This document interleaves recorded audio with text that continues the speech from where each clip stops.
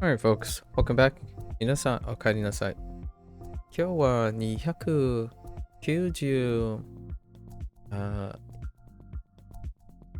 日目です。It is day 294.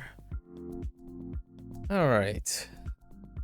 We are one day after our second half of, what level is this? 28? Level 28. The final countdown is on the books, right? We are within 6 days, which includes today. Sorry, had to cough a little bit. Until day 300. So we're prepping this week is filled with background processing and prepping for all the little things I'm going to do moving into the next 100 days, right? There has been quite a lot of changes over the last 100 days. More on that later. So today we have our 88th and whatever the extra 5 is. Probably the lesson moves from the Wednesday thing. Tomorrow is kind of disgusting. So we have one break day, I think. Only one break day within the next week, right? And it might be tomorrow. I don't know. This one seems like pretty intense. This one is kind of too. That's probably a unit. So tomorrow, again, the 88 is gonna move into this. So tomorrow is like 240, 250-ish things. So that's kind of a bit rough for double prompt. But if we can get the energy, we'll do our double prompts as much as we can. Alright, today's gonna go fast. Let's get into it. At least I think it's gonna go fast. I did try to fix the pitch accent thing script, so hopefully that's working. We'll see the moment I type this. It does not work. Okay. Wait. I'll fix it later. Well, that was short-lived.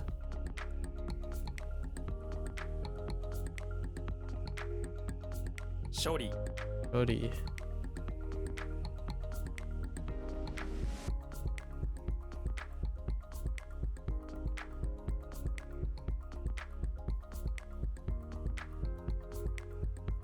Be a little bit quieter.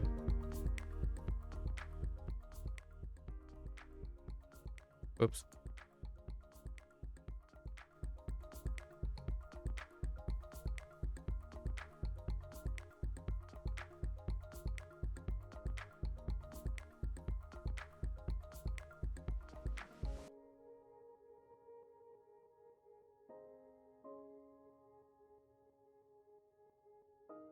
Okay.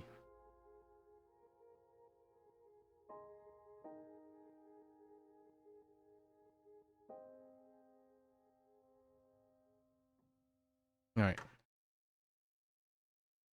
Okie dokie.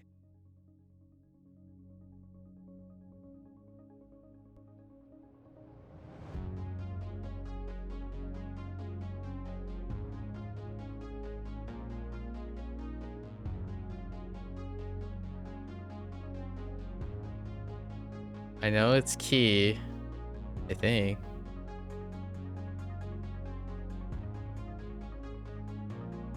Or is it key?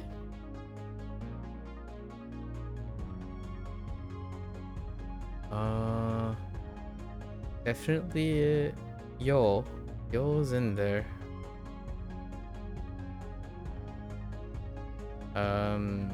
Both, right? So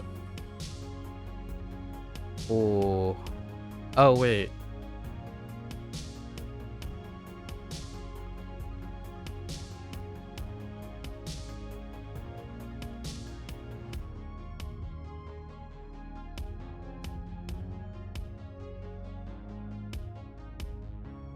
This might be on. This might be like honorable, right? So the honorable one is.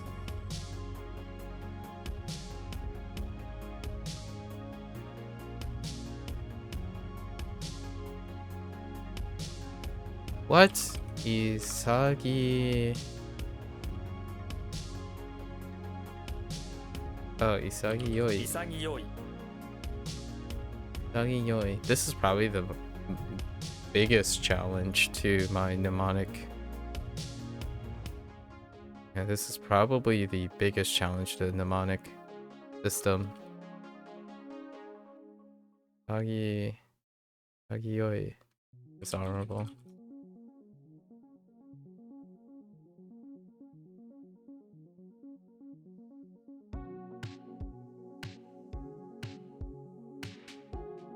Whoops, that's a typo.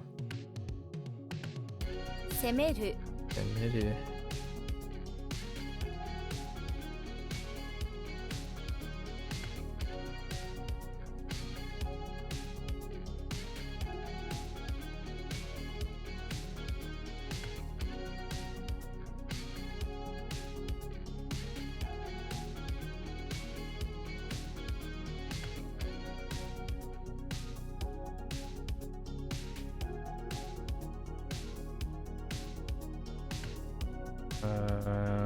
Huh.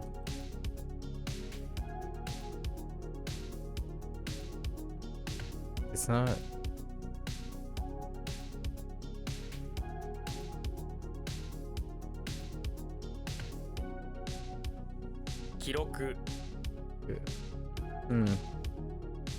I might be thinking about something else. Excuse me.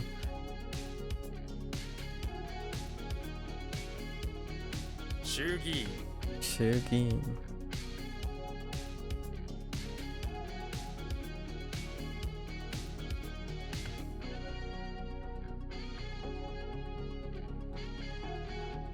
What?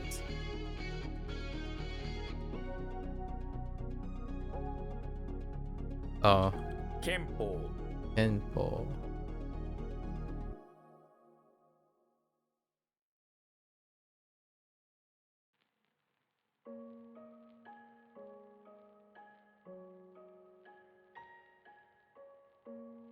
Reisei Reisei.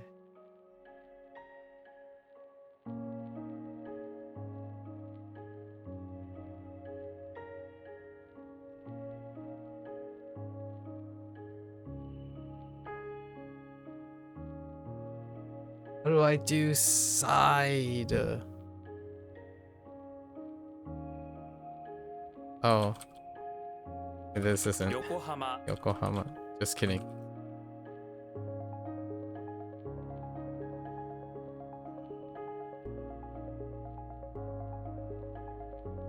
Taito Taito. Okay. Oops. Wait. Oh.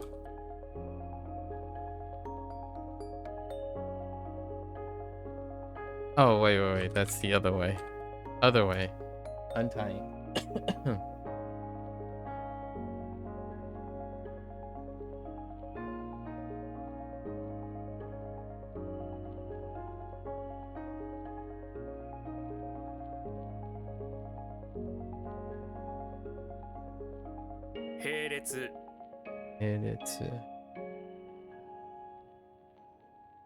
Okay, so is this?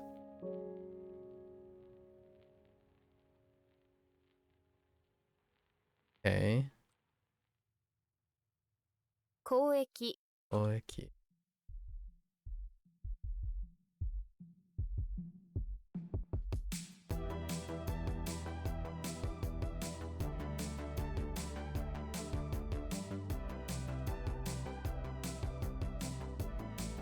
Seiketsu Seiketsu. 移民 Imin.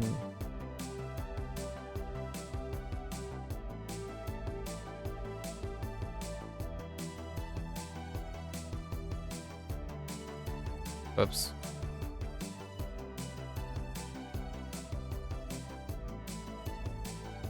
憧れる Akongareru. Akongareru. How do I to... Oh, wait, no, it's fine. Or... Okay.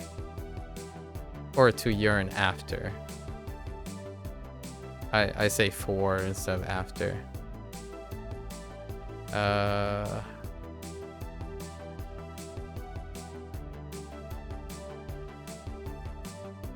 Fufu Ooh.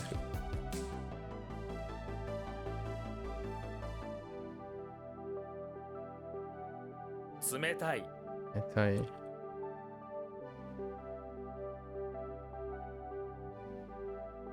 幼稚 Yochi.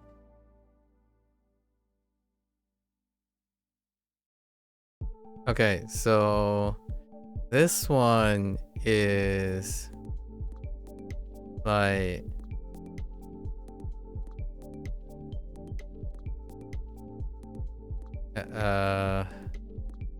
like how do you say really young?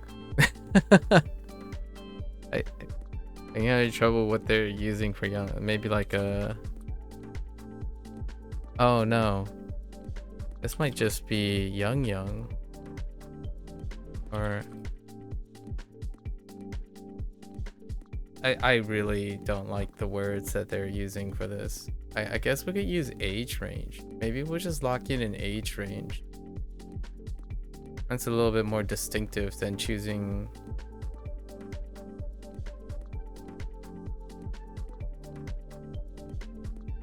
Oh no, wait.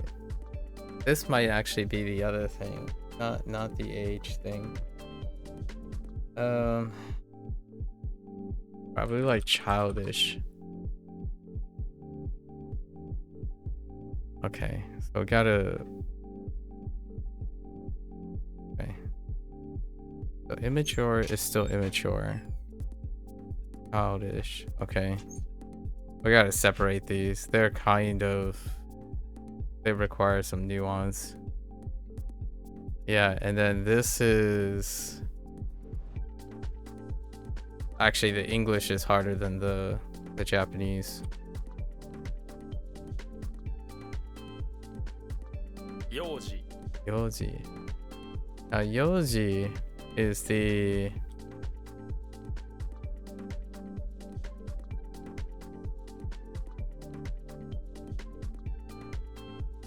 Okay, I can use toddler for this. All right.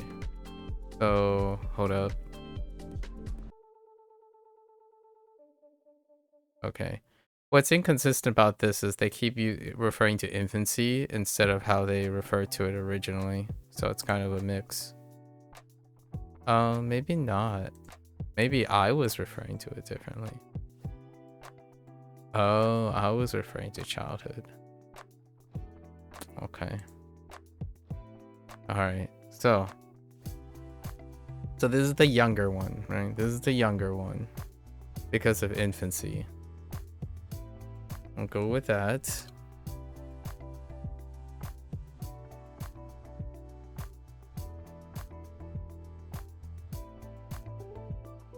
Bisebutsu Isebutsu.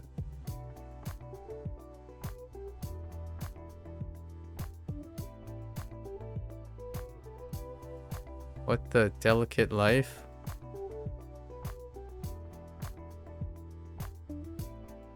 Which one is the delicate? Oh, right.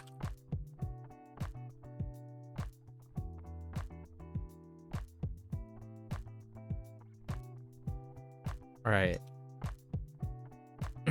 More like small.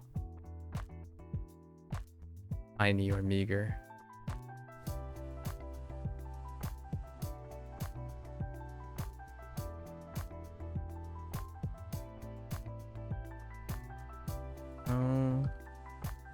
Did you work?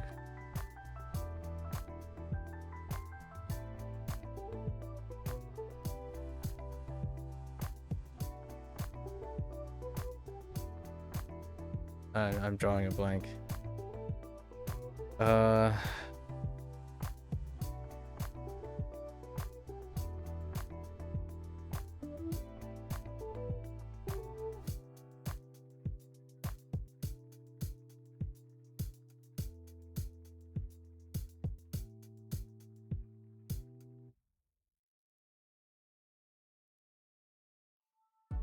some part of me want to type like, okay. That left character is escaping me right now.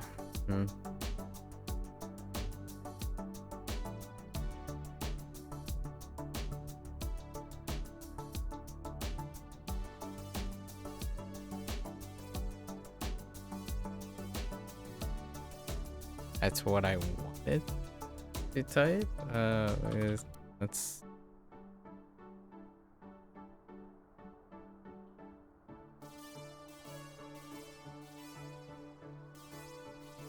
White scooter. Oh. 切迫 Fuck.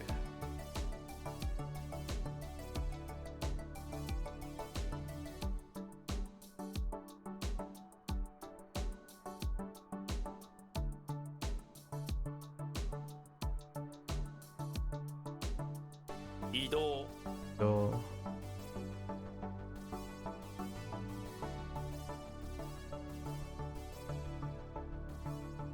婦人 We've seen. Wait, this is just a lady. Okay, and then we have the child. Okay, all right. We can distinguish that. 児童 Hiro.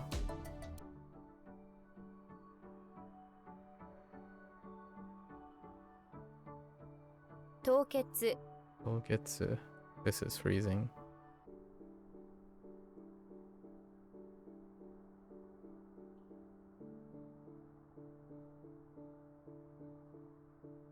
旅券 Yoken.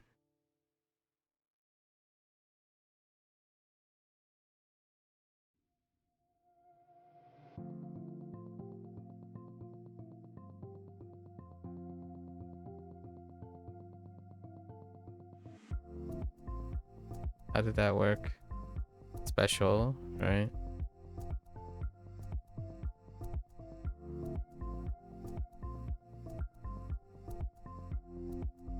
So I omitted drop. Special was enough to get to the thing with the cross.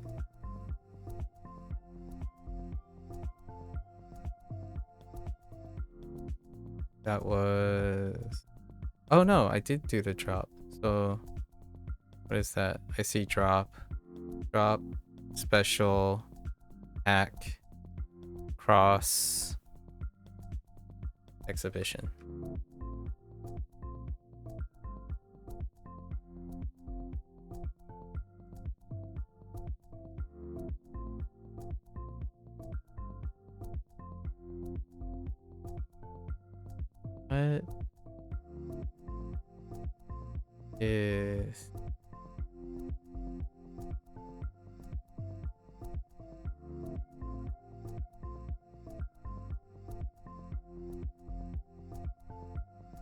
What is...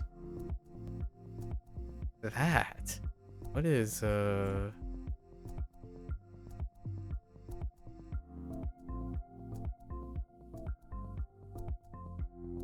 straight special?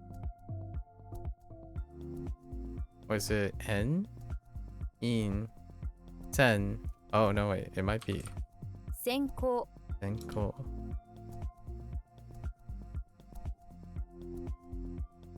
That is special.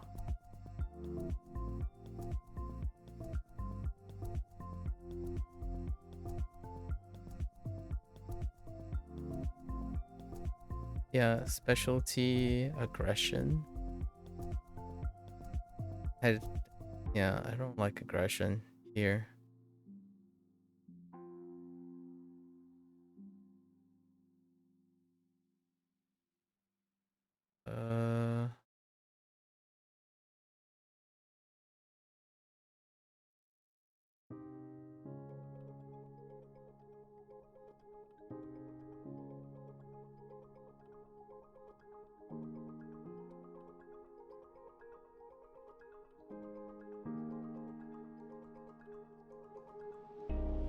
Oh.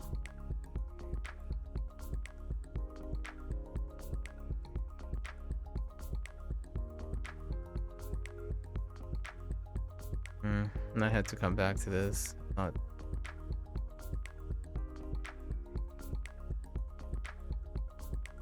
Senko wa nan ka.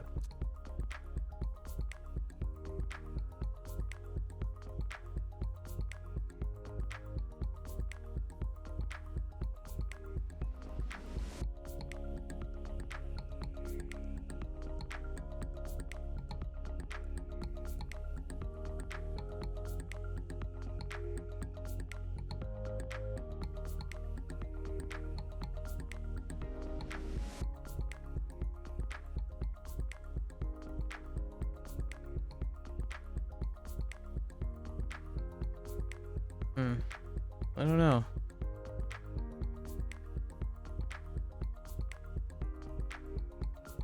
Feels like a pivot to me. All right, so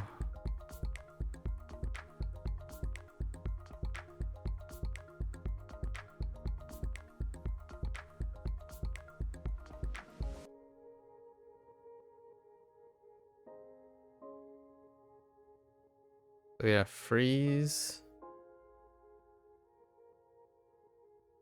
Oh, freeze is internal. コール Oh, dear.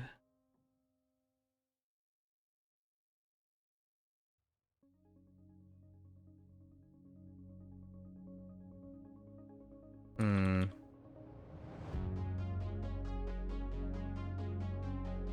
回数券 You can. That was a 50-50.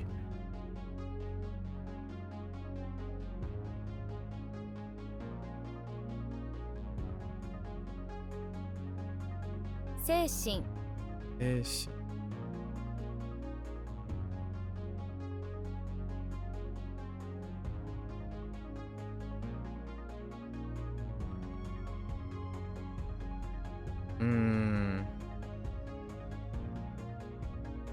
There's a pivot on this too.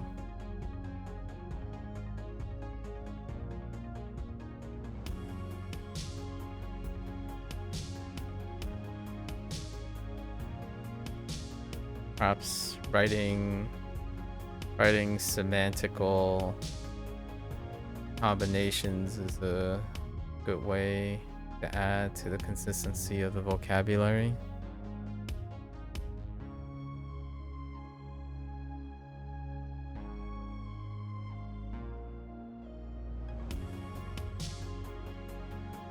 It's probably just spirit, or mind.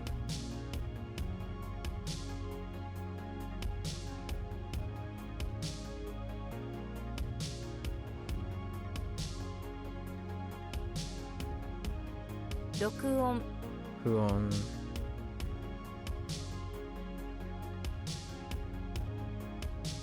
Seido Seido.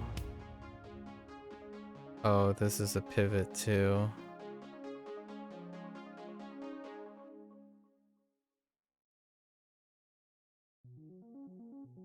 Gist? How do I gist? The degree of gisting. Oh, wait, maybe... Yeah. Precision and accuracy.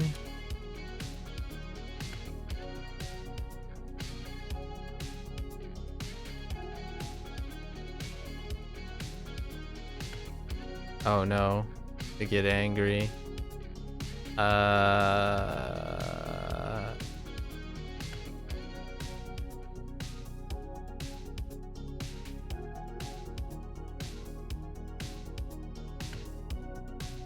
At least I know where the 5's coming from.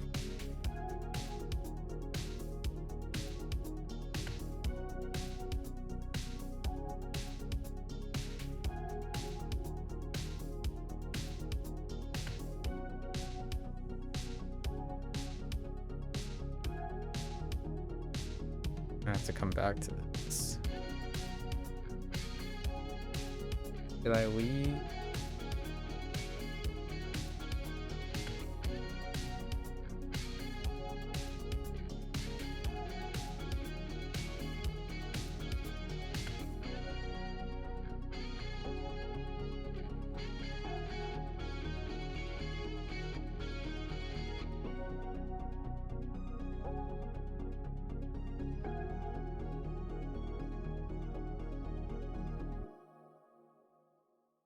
Maybe like, no.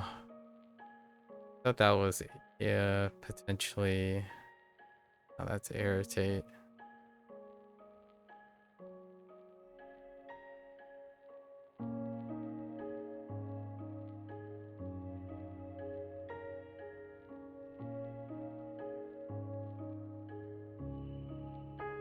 Okoru. Oru. I am going to rewrite this. Because of okra, I have to change it up. Thinking of compound is not helpful. Let's see. So we have coal. What do we use for coal? Oh, kids. Okay. So at O station. O station. Coal.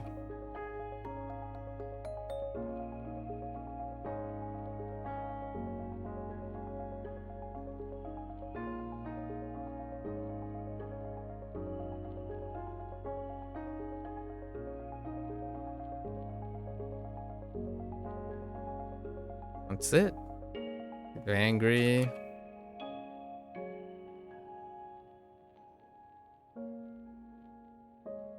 Angry and rude.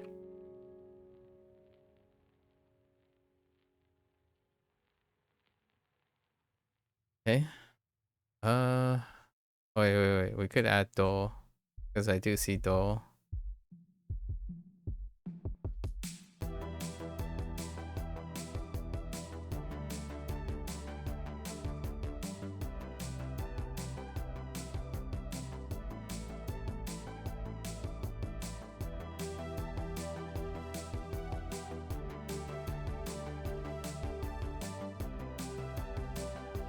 So we use dole. O station.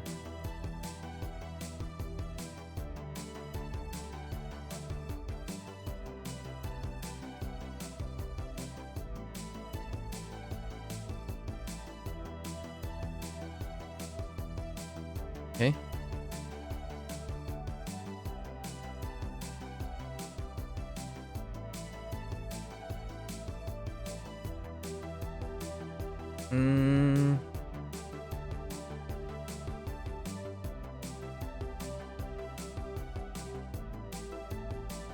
Alright.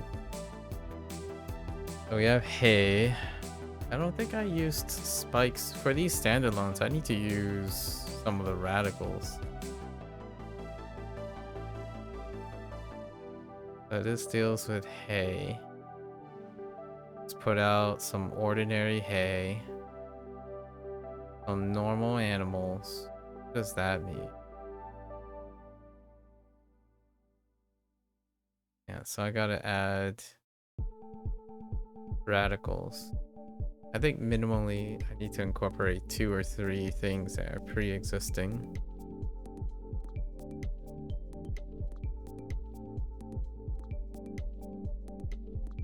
Probably a healthy amount.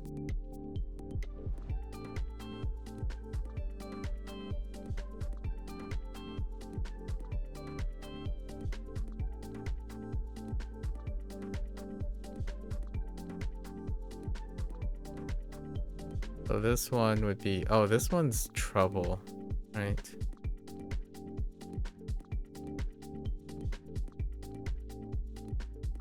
Because I'm not sure.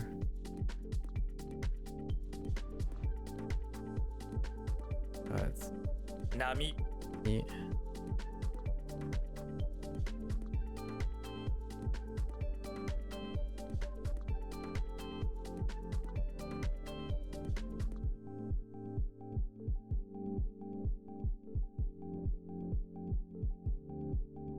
Yeah. Nami is a pivot. Oh yeah, for the ordinary animals, right? So I have to decide if I'm gonna use me. For me. And we need to incorporate something because there's non-existent. So what do we have? Spikes, horns, and ground.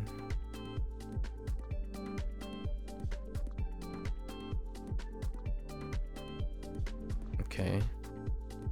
Spikes.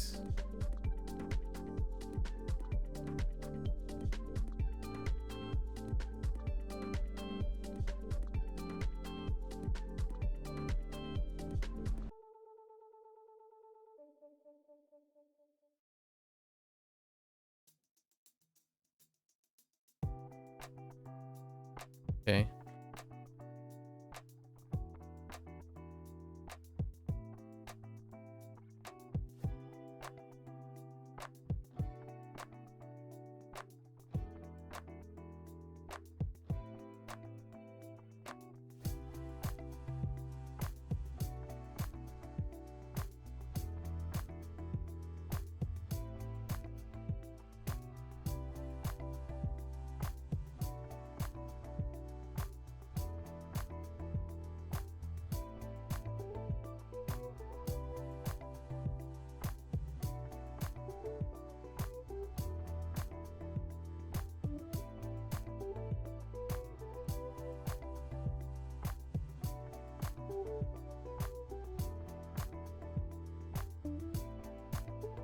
I don't need to use spikes.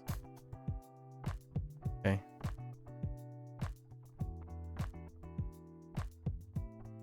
Something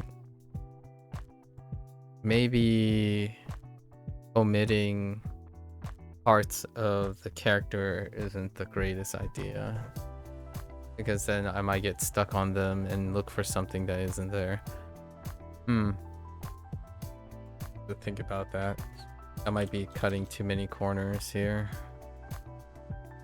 処分 Open.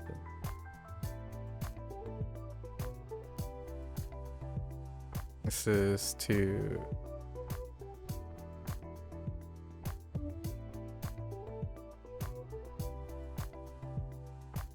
Hamabe. okay. Special. 平行 Okay, cool.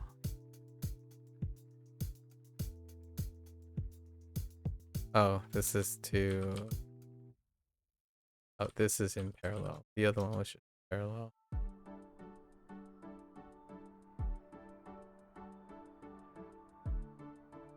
This one's the pure thing. 清い Yoi. Or clean. Clean or pure.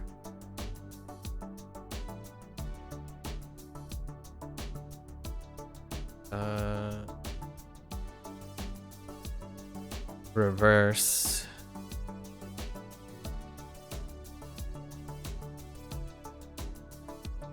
We get to reverse.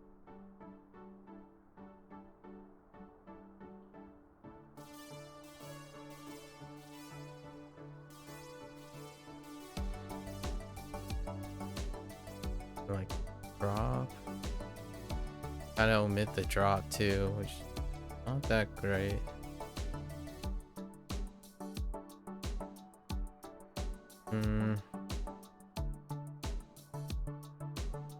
Yuck.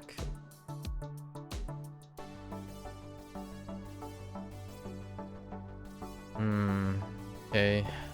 Scooter takes you to barracks, drops you.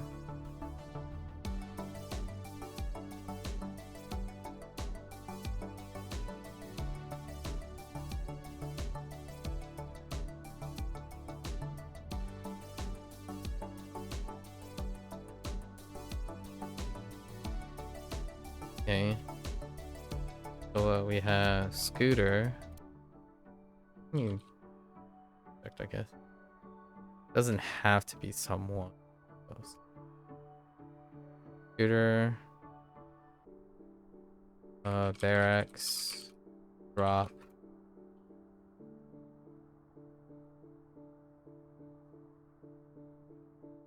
Then reverse.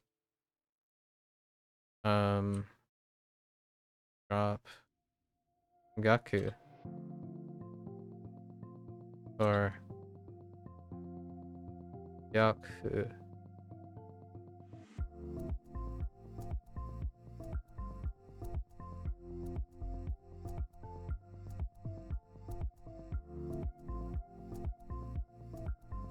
by reverse.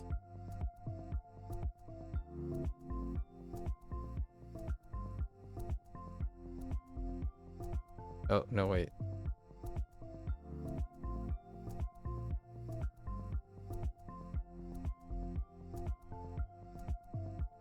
This one is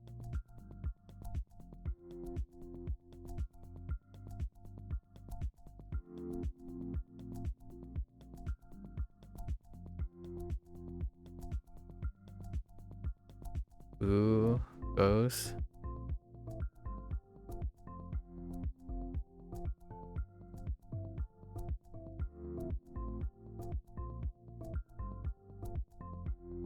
Doing something. The animals. Yeah, I need to incorporate hay. Did I incorporate hay to this? We were lined up for the hay.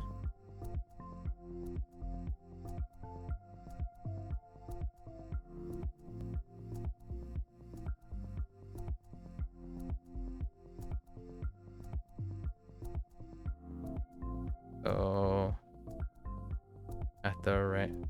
now at the ranch, so 並ぶ a boo.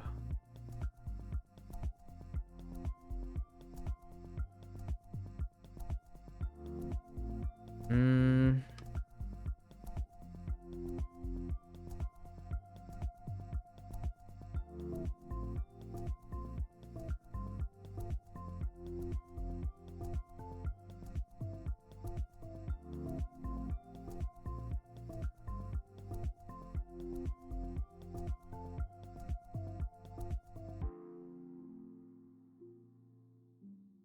Okay.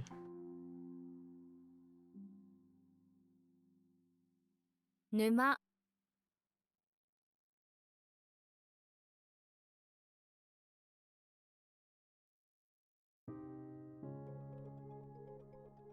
妙薬 ようやく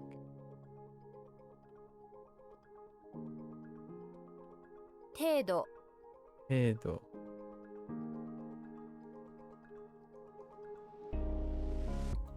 浜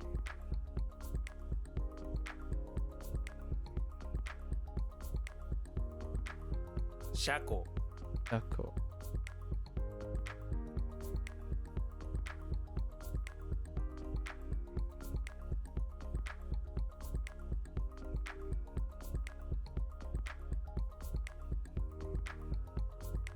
妙 Oh.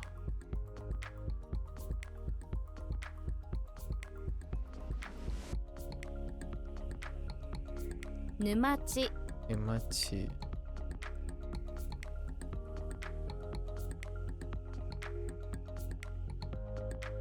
修理 Shuri.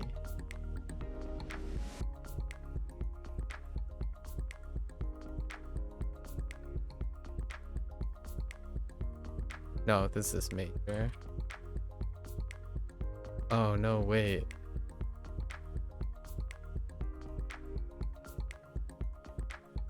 Rhetoric. Wait. Mastering logic is... Okay, so we have to think there's 4 other cluster. There's 4 that are clustered together right now. Major? Okay, I know what the major is now. Master's degree.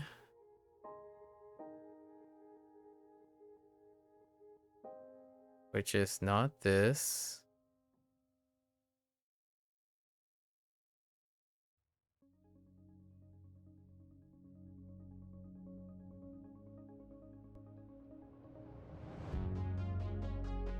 Training. Master's degree has she in it. This is repair.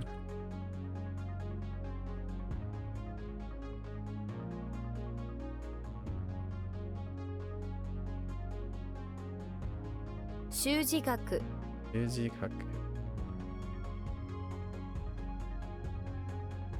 This is rhetoric.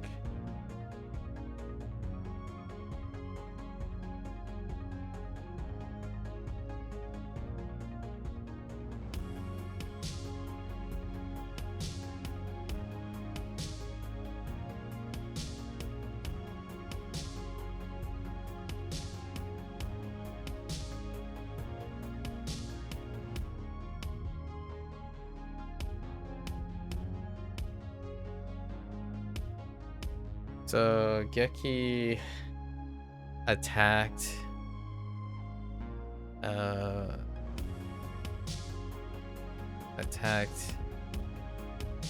you too. So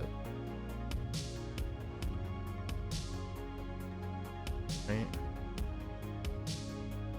So it's oh no wait. It's something else. It's like it's kind of like indirect. Or not really indirect. It's a type of attacking. Shoot. We need more. Yeah.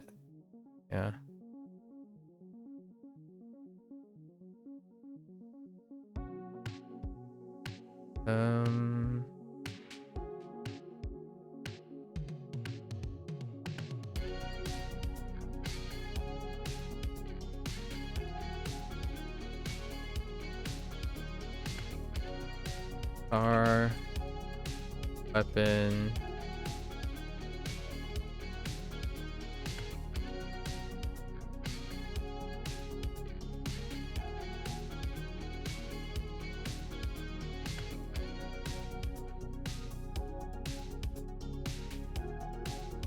Okay.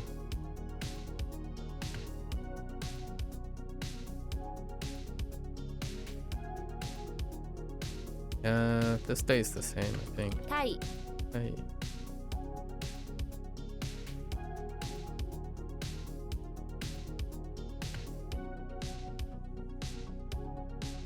日程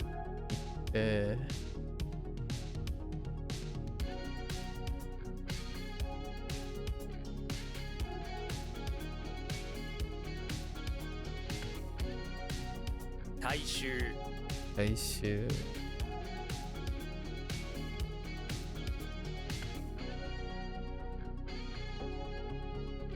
利益利益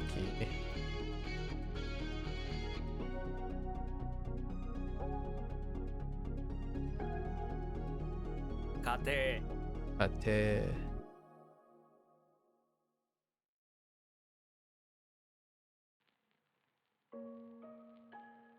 like the reach has surpass extend oh no wait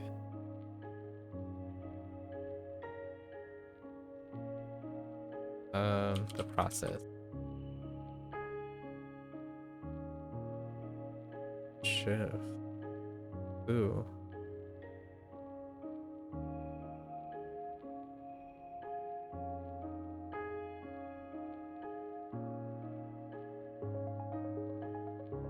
something about in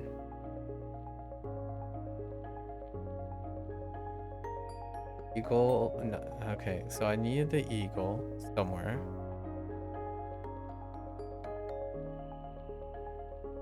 and oh I haven't encountered what happens if I have two subjects in the or two potential subjects in the mnemonic. I think I would go with Sue at the moment. Right?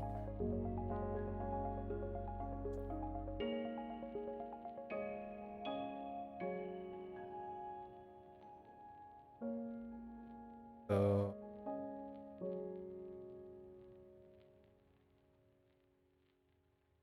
移す it's Sue. Yes. Did I go with Sue or did I? Yeah.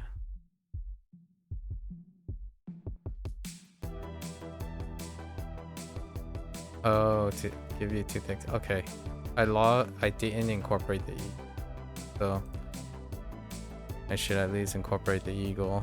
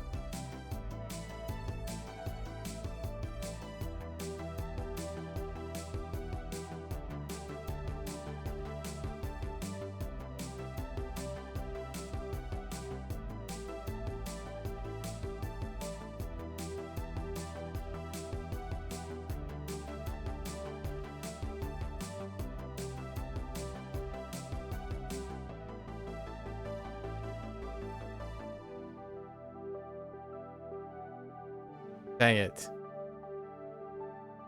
Oh, this one was also,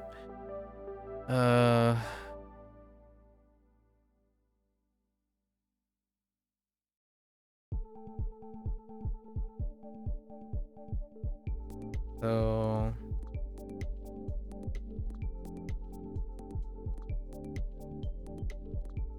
have two.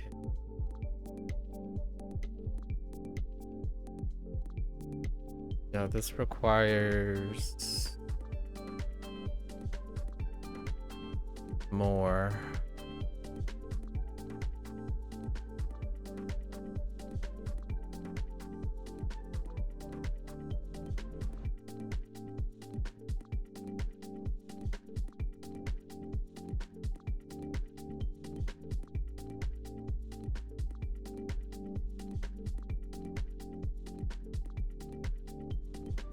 Yeah, so single kunyomis, single ones still require ほど still requires radicals. Okay, which gives us the king. So yeah, king.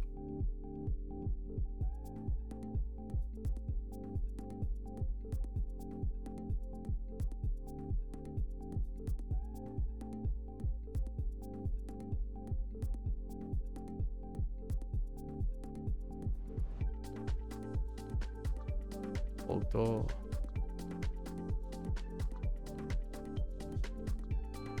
the extent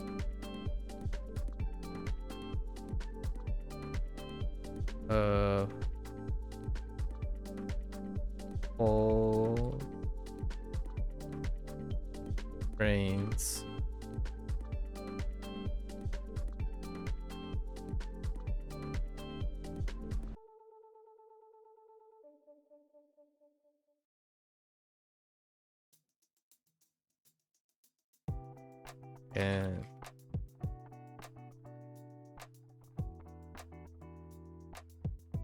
and hungry soul feed.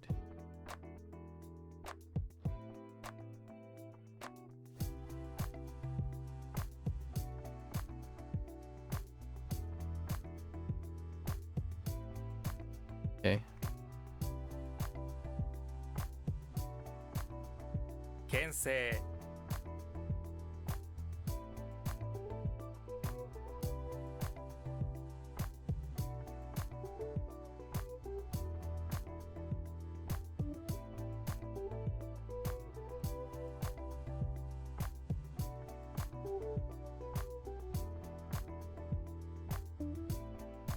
家政婦 If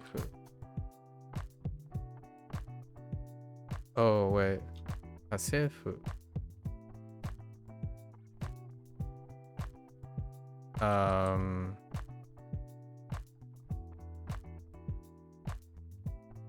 Yes.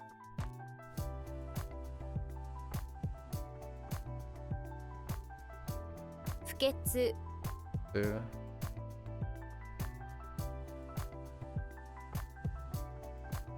New 入隊 type. Okay.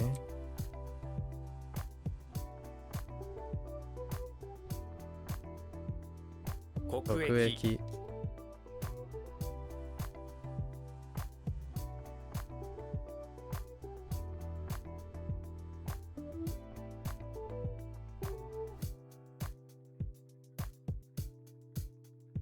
主婦 主婦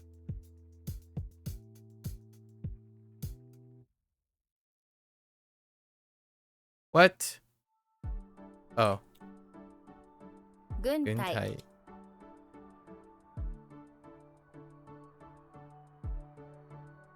金庫金庫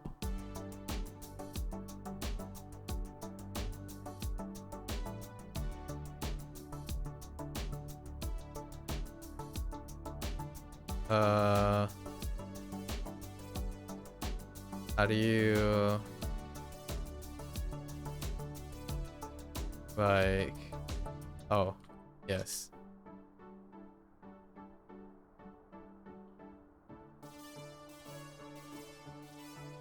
Iju. D2.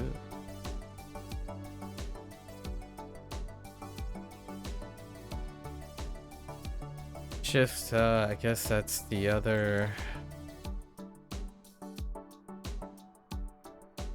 Oh, I have 3 of them. Actually, okay, this is the formal one. And then there's one, and then there's another one. I didn't realize I could. Huh. I have to think about it tomorrow when it comes back around.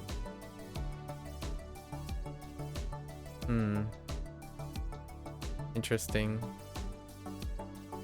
健康 Ankle.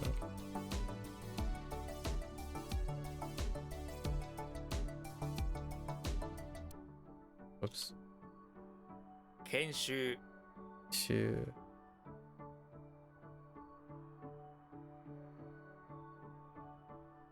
Uh,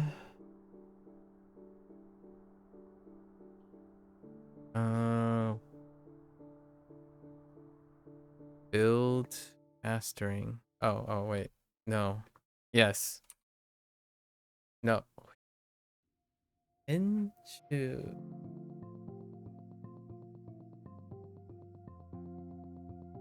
Build or research? No, that's research. Research and mastering.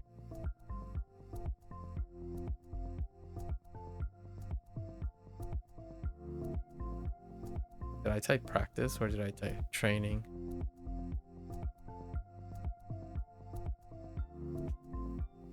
Would give training. Oh, not build, sharpen, right.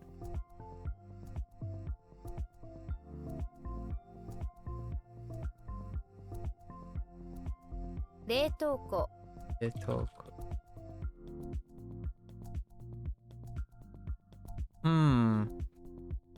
I'm not convinced this is cool.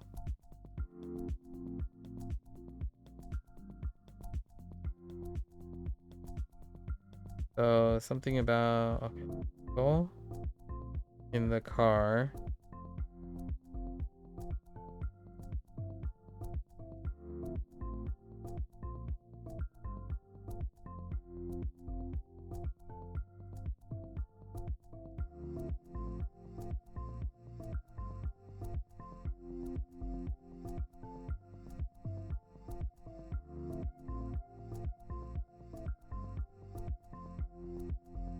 Yeah, these need more.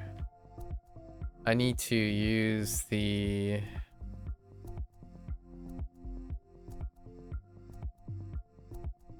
Kura.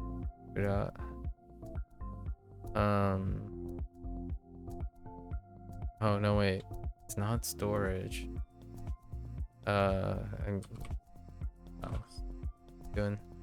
I need to use the components for all the standalone. Did I? No, I didn't. Okay. So coal.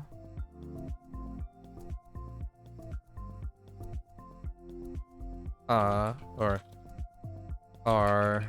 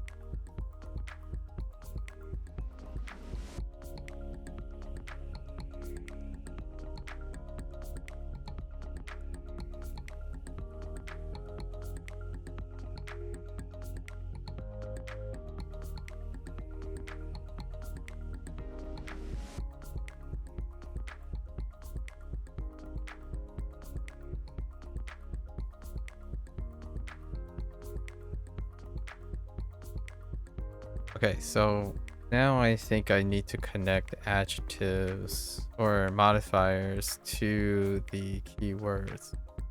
So something like this. Oh, car under canopy.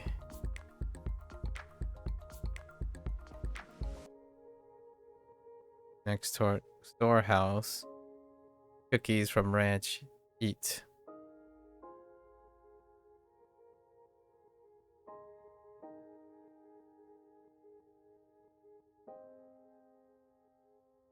Okay.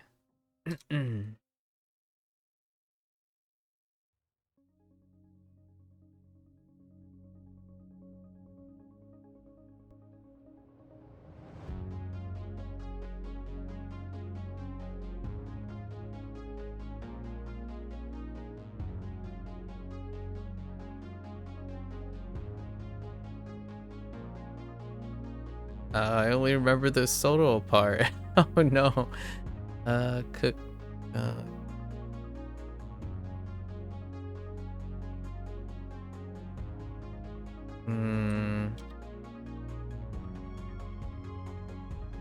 That one's a bit rough.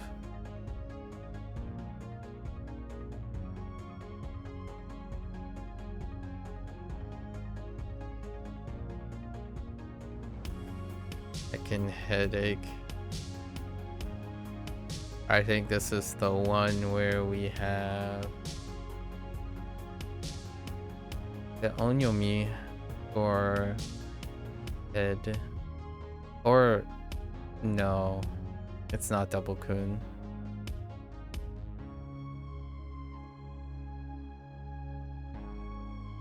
Yeah, I don't think it's double kun.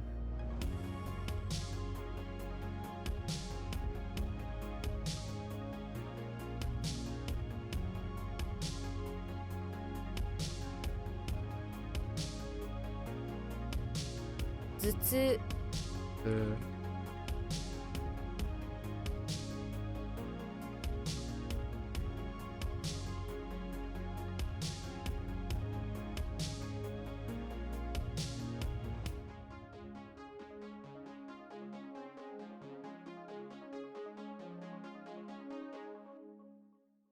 Atama is bad. Bad news bears. So if it's bad news bears, gotta incorporate radicals.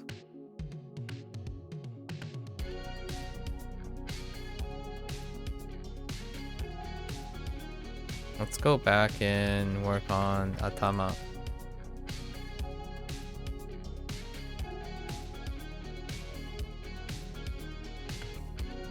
Then we can stack Atama.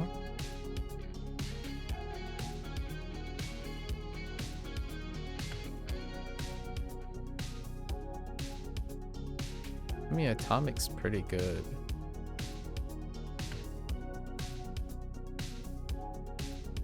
Maybe we make exceptions to body parts. I don't know. Atama.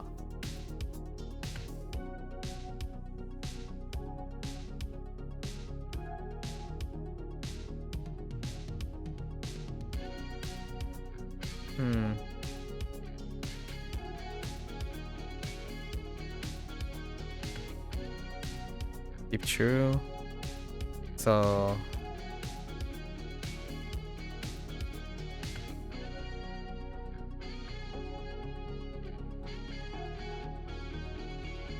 ooh.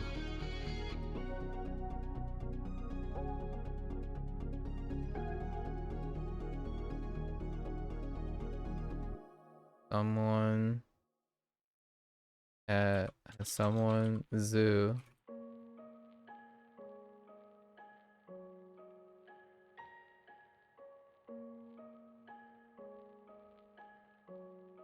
Ata.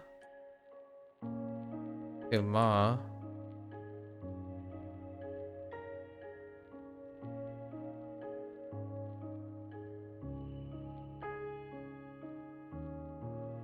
Who?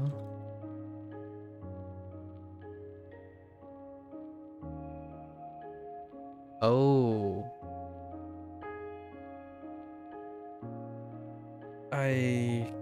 Oh no. We're sticking to that. It's fine, I think.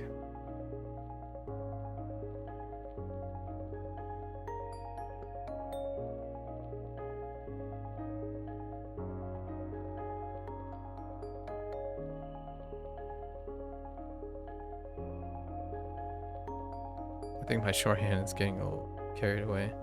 So it would be like someone at zoo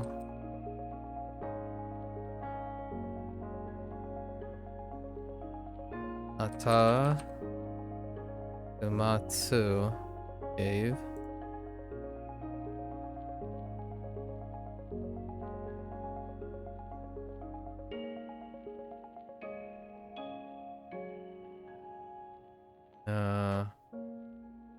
for her headache.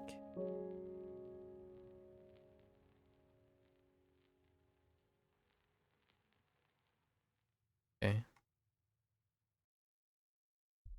剣 傘 Asa.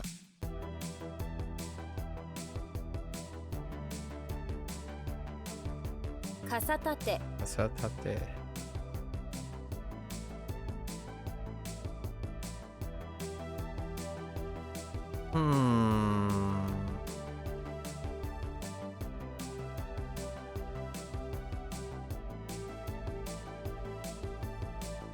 So yogurt. We didn't incorporate yogurt. That's a problem.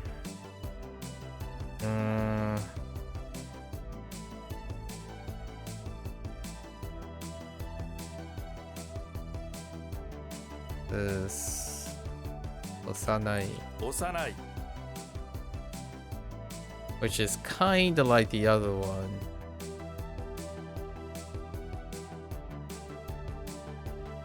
That could just mean very young, as infancy. All right, yeah. So these are not good enough because they're standing alone. Let's see. Need more. So what is that? Poop and do we have yogurt? I don't even have yogurt in this. I was too complacent yesterday.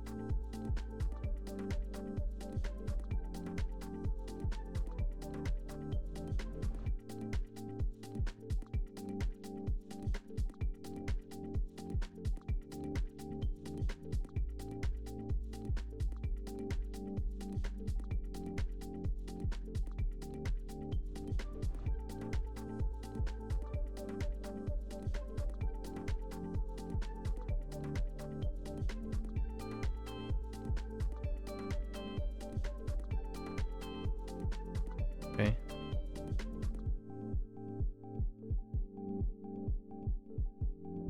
Eventually.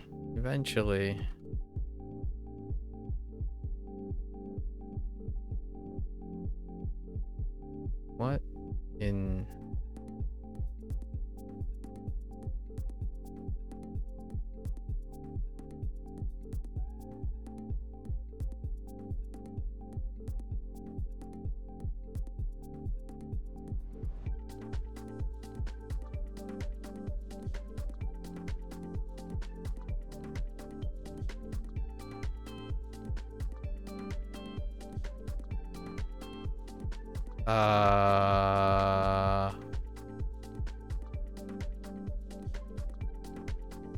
Oh, wait.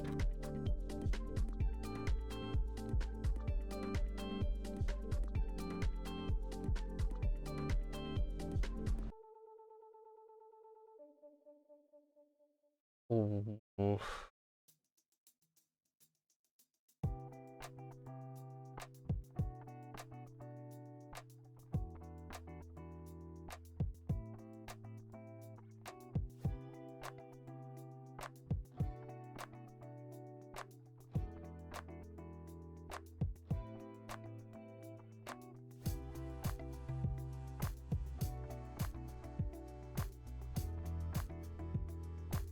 We're gonna skip this. No.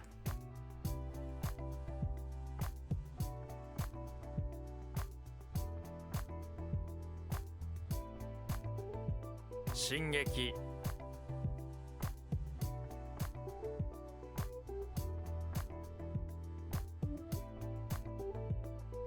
反抗 Oh.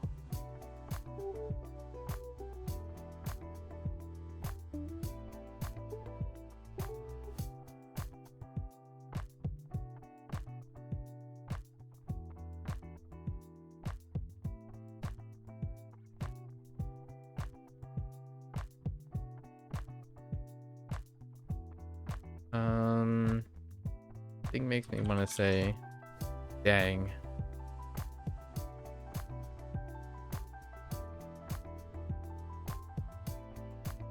We say troop. And that last one, the one that I just skipped, is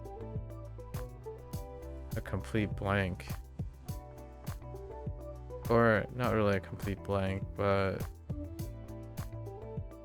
very weak.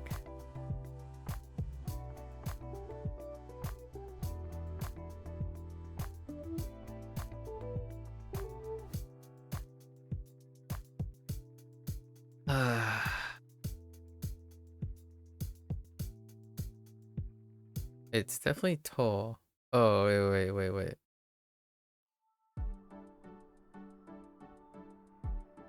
It's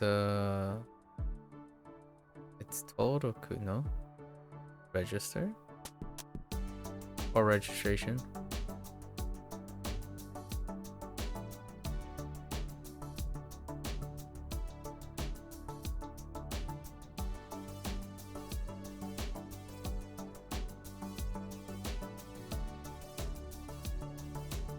I had a problem with this. It's eh.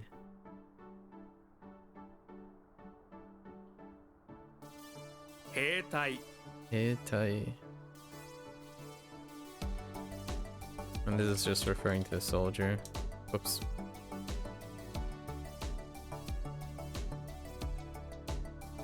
微妙 Imyo.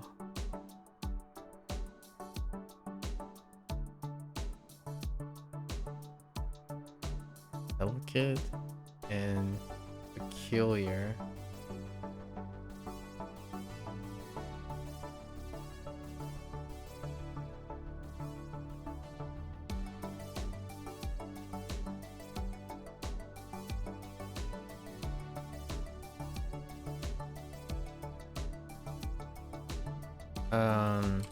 Kind of a negative way, right?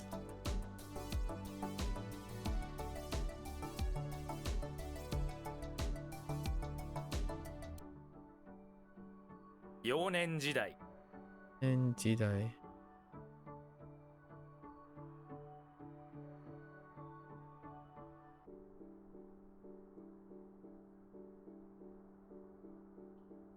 Sushi Sushi. This is master.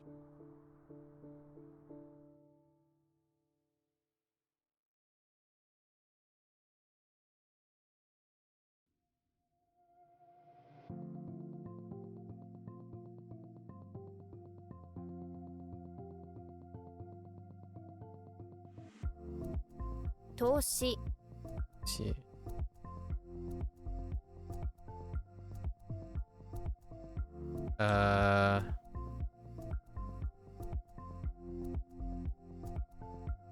Okay. 攻撃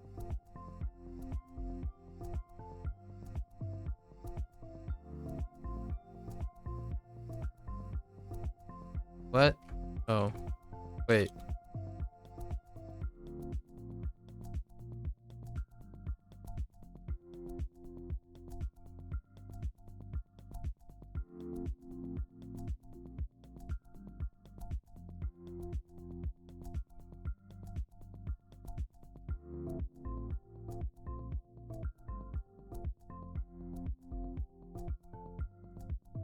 Oh. 前売り券 Yuriken.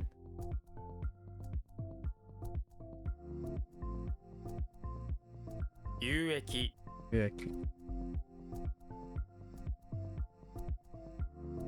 Alright.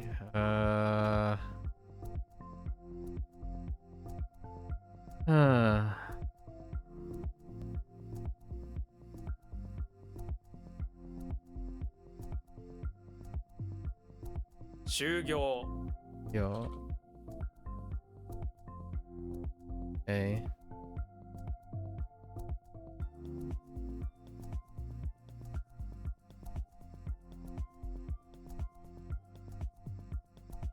Huh.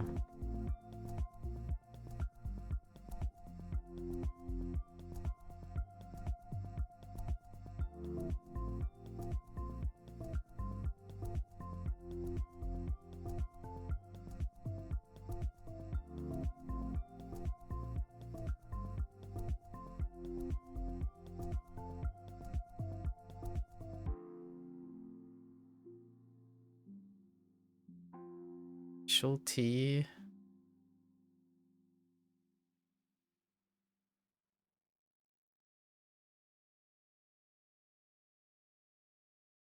It's definitely a pivot. Can't quite. Oh wait, this is major. Wait, what was this? Oh, Senko. Yeah, this is major. That's gonna be a problem. And this is 登録 okay.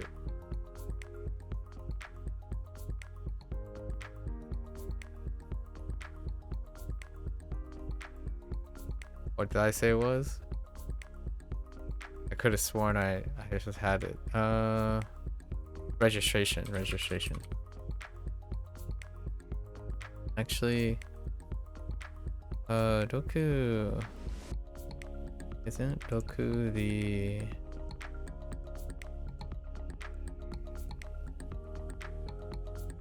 Oh.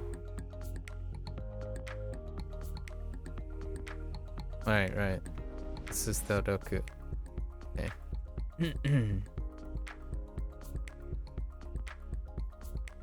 Fine, but mount. Okay.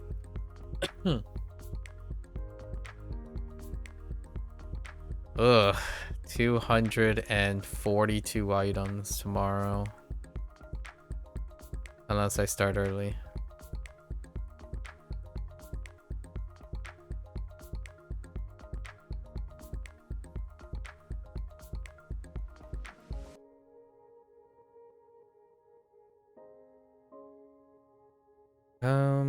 Yeah, tomorrow is gonna be the longest day of the week, right? Let's see. Yeah, so today 1, 2, 3, 4. These are the 4 days we have to double prompt. And then the 5th day is level up day. Whenever you learn something in Hans Hero, do you use a mnemonics at all? You feel like learning a convoluted mnemonic might be harder than just learning the characters? I use the mnemonic all the time. In fact, I use it so often that I'm adjusting WaniKani's mnemonic system to incorporate some of that. And then I'm using some of WaniKani's mnemonic to incorporate into Hansuhiro. I guess the quicker question to you is, how long did you try to use the mnemonic? Most things that you don't know how to do is convoluted at first. But it's like the sentence you constructed now. It was convoluted at first, but you decide to put it. Right? So here's the thing though. When you start using something, you don't have to, in my opinion, you may want to encourage yourself to figure out if the individual components or certain things would want to be changed while you're going through it. That's very similar to what I'm doing in WaniKani right now. We're basically changing the system as you're growing. One thing that I do find with Hansuhiro is that, I'm not sure if you're familiar with Mandarin Blueprint, but Mandarin Blueprint gives you the skeleton or framework of the mnemonic system, and then you can create the thing to your own image, I suppose. Because what Hanzuhiro is trying to do is prescriptionally create a mnemonic system. Mnemonics are inevitably going to be convoluted. The things that you work with, the things that make you, when you say it's probably might be harder than just learning the character words, the way you're just learning is a mnemonic system. But it's a mnemonic system you came up with that you spent pretty much your entire life working on.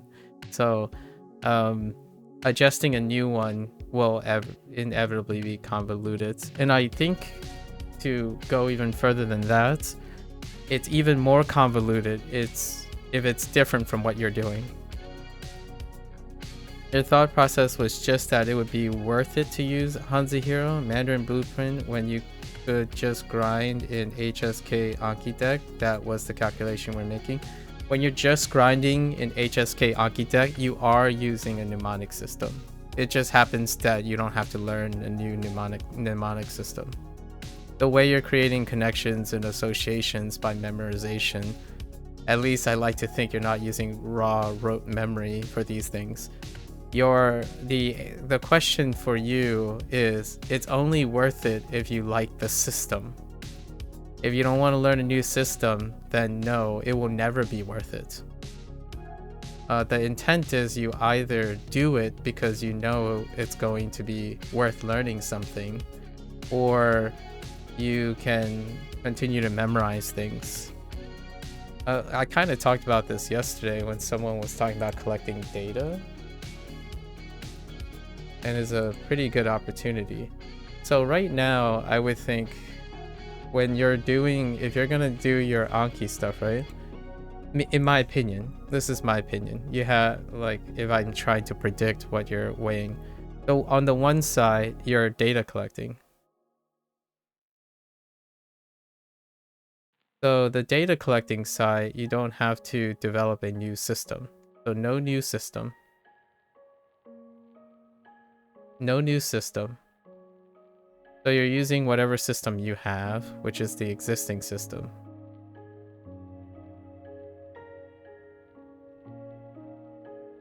So if you're doing the data system, then you hope, the one hope you're having is that it will engage you. In my opinion, these are the things that I would ask the person. So here's what I would ask you.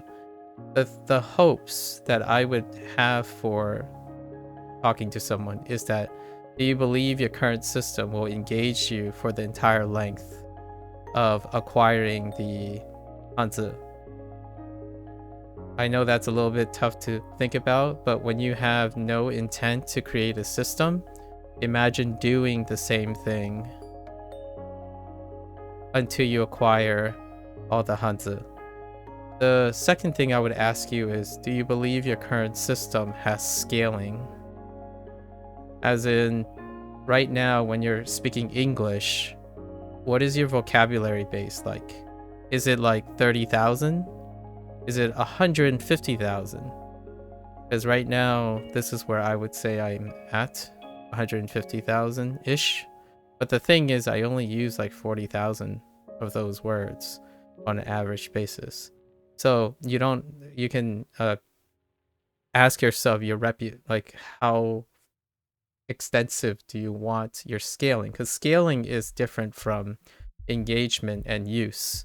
Scaling is, how much do you want to remember, right? How much do you want to remember? And that's a great question to ask, because these two can be answered by engaging in a new system. And when you're trying to adapt to a new system, you can also learn to see if it changes scaling, and it can provide an engagement while you're learning these things. And then the third one I would say is goals, right? Goals. This is where me and someone else had a bit of a conflict of interest yesterday, and that is, you're looking for, your readout is, it sounds like it's speed and amount of effort, whatever the effort you're using. So if it's if it's less, it seems like is attractive. So this is where I feel, while it's number 3, learning a new system, this is bad. Like, what I mean is, if your goal is for speed, effort, and less is more attractive, learning a new system will 90% of the time will seem like it's convoluted and a waste of time. Because if you understand that you will remain engaged and your current system has enough scale for it, and it meets your goal of more efficiency, I would say probably not. You're probably not going to want to learn a new system. Your thought? Let's see. Yeah, like I only need a mnemonic for specific characters and words that just won't seem to stick. Yeah, so that is using your current system. So your current system is good enough that you are focused on exceptions, right? So your system, whatever you have currently, works already, and then the extra work that you have to do is all the exceptions, the ones that, you know, leeches out or don't stick. And if these do not happen consistently, then there's no need for a new system, right? No need for a new system. So my thought is, if you wanted to blend the two based on what you would do, if you're using an Anki deck, right? Anki deck doesn't require a new system. Use it until you make note of all the quote unquote exceptions. When they become frequent enough, in my opinion, you can evaluate them to see what is the problem. If they never become a problem, then you don't need to worry about a new system, right? If they do become frequently enough, if the frequency goes up, you can try to analyze or look at what are the common characteristics of your frequency, and then you can go look for a new system that address that, maybe, or engage in a new system to see if the new system can solve those problems. So I would say, like, this is I'll give you the TLDR. In my opinion, the TLDR is, if the things you have work already, if working, I would do it in order to generate data about your system. Generate data about your system, not anyone else's system, just your system. Then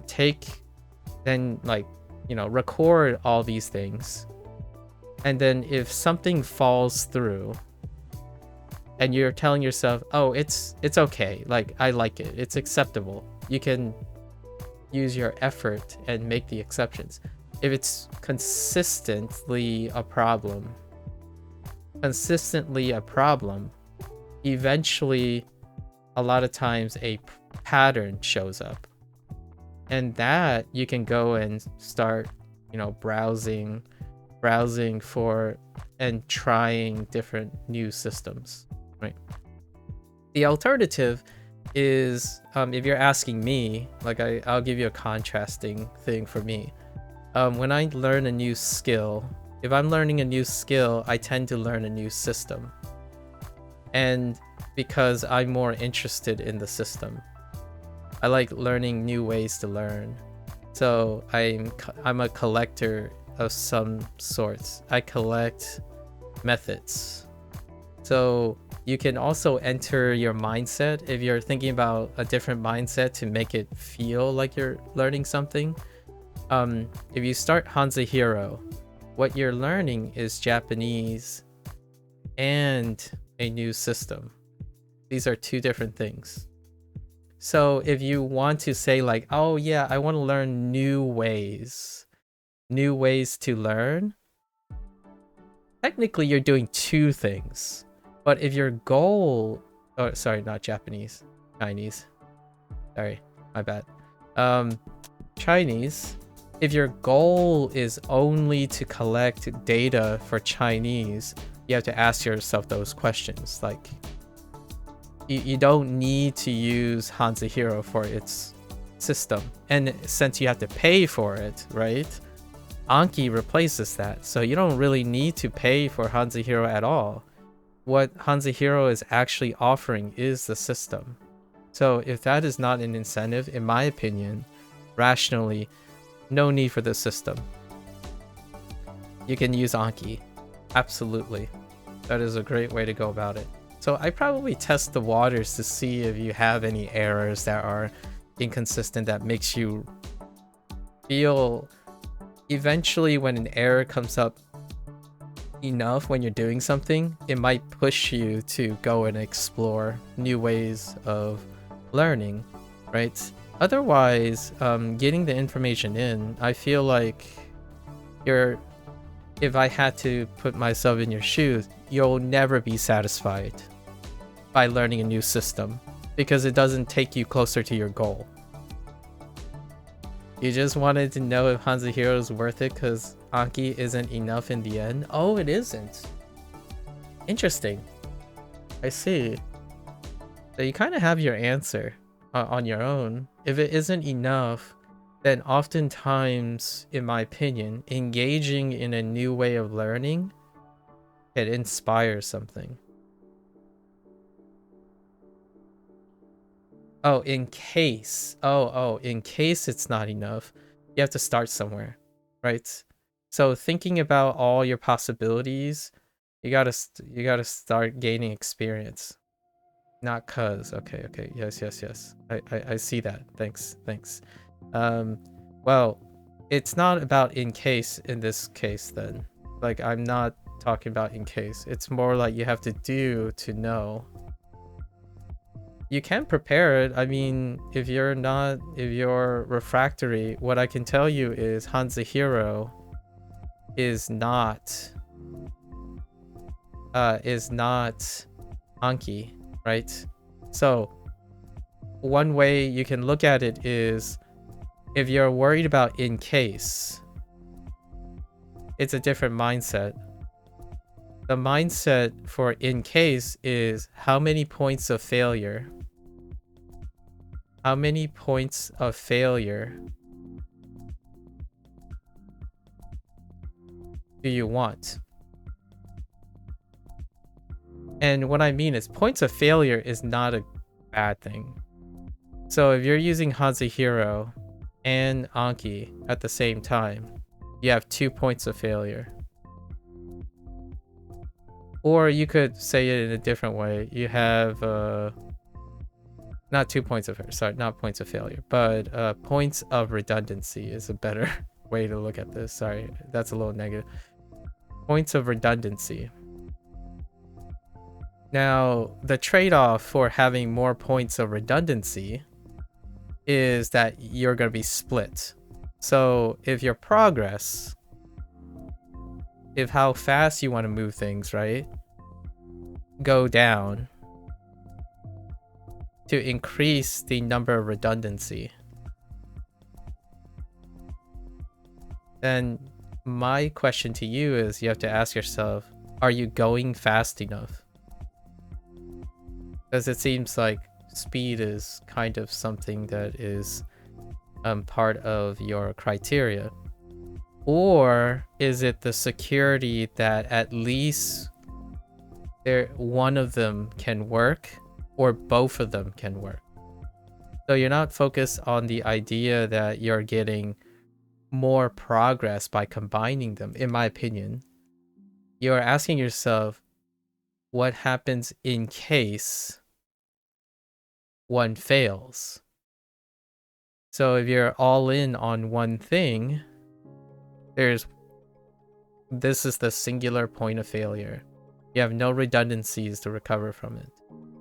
However, it also means you get the most progress because all your effort is invested in one method or whatever method it is. Anki doesn't elicit a new method, but you're invested in yourself. You know that the things you are doing now work. So you're just gonna go for it.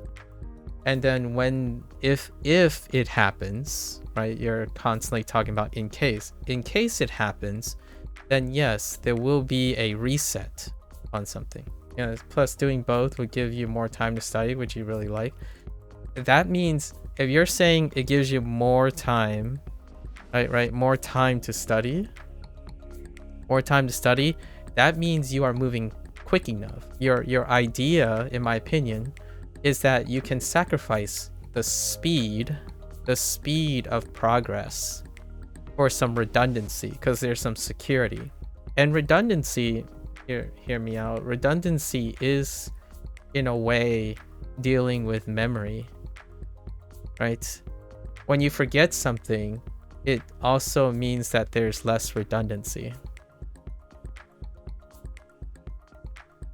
Memory works in a way that when you form connections, in my opinion, when you form connections, it's how many connections can you form, right? And that could be literally, at the very basic, be repetition. Repetition is your super most basic form of reinforcing redundancy. Alternatively, you can have multiple environments with the repetition. So this sounds very silly to say, but if you think that Hanzahiro and Anki provides two different environments for the same information, then that constitutes as a double redundancy, which is a great way for memory and retention, but it's not so great for progress, is what I feel. Most people feel like they can get both memory and retention and progress, and the goal is to try to get progress, but progress does go down when you're investing more in repetition and retention. That doesn't mean you're not getting any progress. The idea is if you focus all on progress, you'll go faster at the cost of memory, right? Because if you're going faster, you pick up a lot more things and it will be more difficult to remember them. So your memory accuracy goes down as your progress goes up. And as far as I know, there isn't like a human life hack that allows you to go as fast as possible while your memory is super solid. The goal is to try to balance between sacrificing or compromising between progress and memory.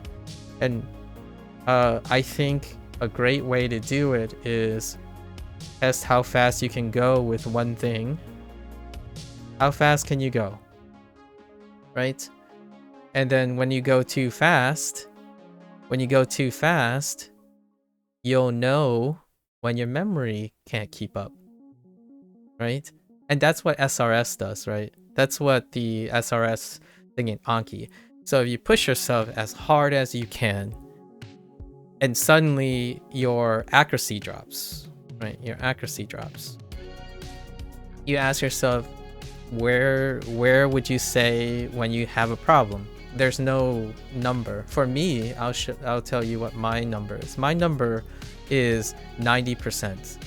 So if I start dropping and it starts getting below 8, like it goes to 89%, then I start to say, yes, this is the pace.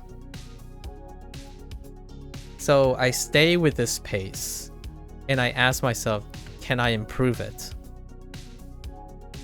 So over time, my system was changed so that eventually this 90% became 99% again. And then now with the new system, I push my new system until it drops below 90% again. So over time, my system then gets tweaked until I don't feel like doing it anymore. You can go about it this way, where you start with Anki, see how fast you go, and then when you want to go faster, your accuracy drops. but you can hold it in a place and then work on the system, right? Then you can go explore system to raise your accuracy while not going any faster, because now you're raising your accuracy. So you can slowly tweak it. And I think that's a healthy way to do it if you want time and don't want to overwhelm yourself. I think the problem with in case, a lot of times on the internet especially, which is what I was trying to talk to the other person about yesterday, in case means that you're collecting a lot of information, like tons of information. Everything I say right now is information for the time being. Until you use the information, or create or do something with the information, there won't necessarily be a lot of learning yet, right? So the goal is to try to learn about either, is the system important? Are you looking for more ways that you can study? Then that will take away from your progress. Your progress doesn't go because you're also practicing systems work. You can try to juggle both, which is kind of what I try to do. So I started with WaniKani, but because WaniKani is a specific system, I needed to contrast with something else. So that's why I picked up Hanzahiro at the same time.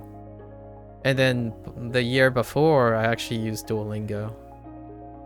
I was just looking at systems. So most of the time, my Japanese and Chinese, whatever the progress I made on it, is secondary. It's secondary to how many different ways I can learn it. So for me, my priorities are kind of flipped. If you're really prioritizing your Chinese progress, then I would say invest as little as possible in a new system if you're satisfied with your current system. Otherwise, it is, in my opinion, personally, since you're asking, you just wanted to know if Hanzahiro is worth it. For me, it's always worth investing in learning. It's not, the information is not going anywhere, right? And that's my personal bias, bias opinion, because the last thing I want to do is be less engaged. I need new systems to remain engaged, because it's the most satisfying part for me. Learning a language is very satisfying too, but this is more satisfying. So the phrase is more satisfying. And I study learning. I study learning more than I study a target language. But if you can study learning while learning a language, why not? So that's what I do. Like Japanese information, that Japanese information and the Chinese information, to me personally, is static. It won't change. It's not gonna go anywhere. How you learn it, the way you learn it, and how you're engaged in it, there's unlimited, in my opinion, unlimited possibilities. Why do I think it's unlimited? It's long enough for a lifetime. It's more than a lifetime's work. So that's where I get the satisfaction from. Are you immersed in either Japanese or Chinese yet? If so, how would you feel about your progress with WaniKani? And I immerse, like, so you're using the buzzword immerse. I want to clarify what immerse is before. So a lot of times people think of immerse as either passive or active. So the language learning portion of it is typically referring to active language learning. So active language learning would mean something like if you watch a show, right, or do a vlog or something like that, and they have to be native. This is what I consider as the stereotypical use of the language learning thing. So it has to be active, it has to be native, right? And then you have to be extracting.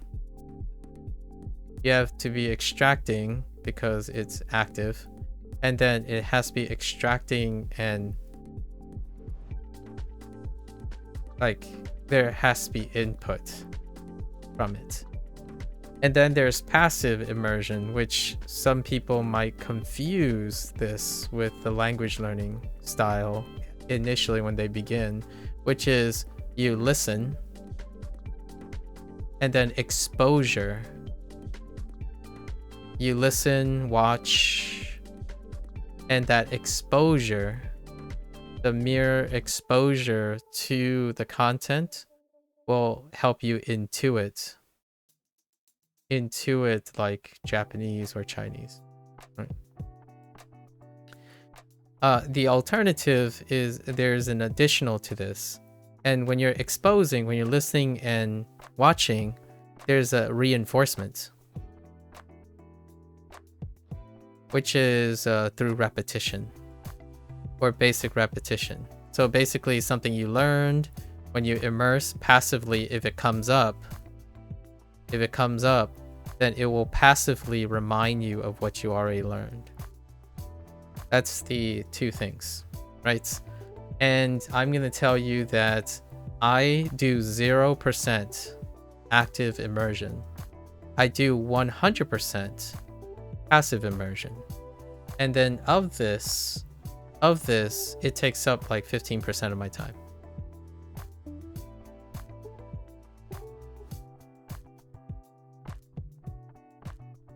So on any given day, like 15% of the day, I am immersed in either Japanese, Chinese, or Spanish.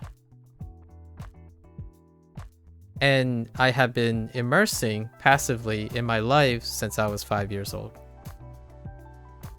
In both languages. My parents are Chinese. So they speak Mandarin sparingly, though. They actually speak Fujianese. Or Fuzhou or Fujian dialect. There's a lot of ways to refer to it in English, but Fuzhou Hua would be what I would call it, but I guess some people would say Fujian, right? But 不是中文，是福州话。福州话以内普通话 right? So that's something to factor in. So I do most of my stuff passively. If you want a reason, the reason why I do it passively is when I'm streaming, I do active things. So I do active learning things. And because I do active learning things, this is the best time for me. I have a mindset that I only actively learn at my best times, like when I'm most alert. So in the evening, if I wanted to engage or immerse in something to reinforce what I learned, it has to be lower effort, because I don't want to burn out.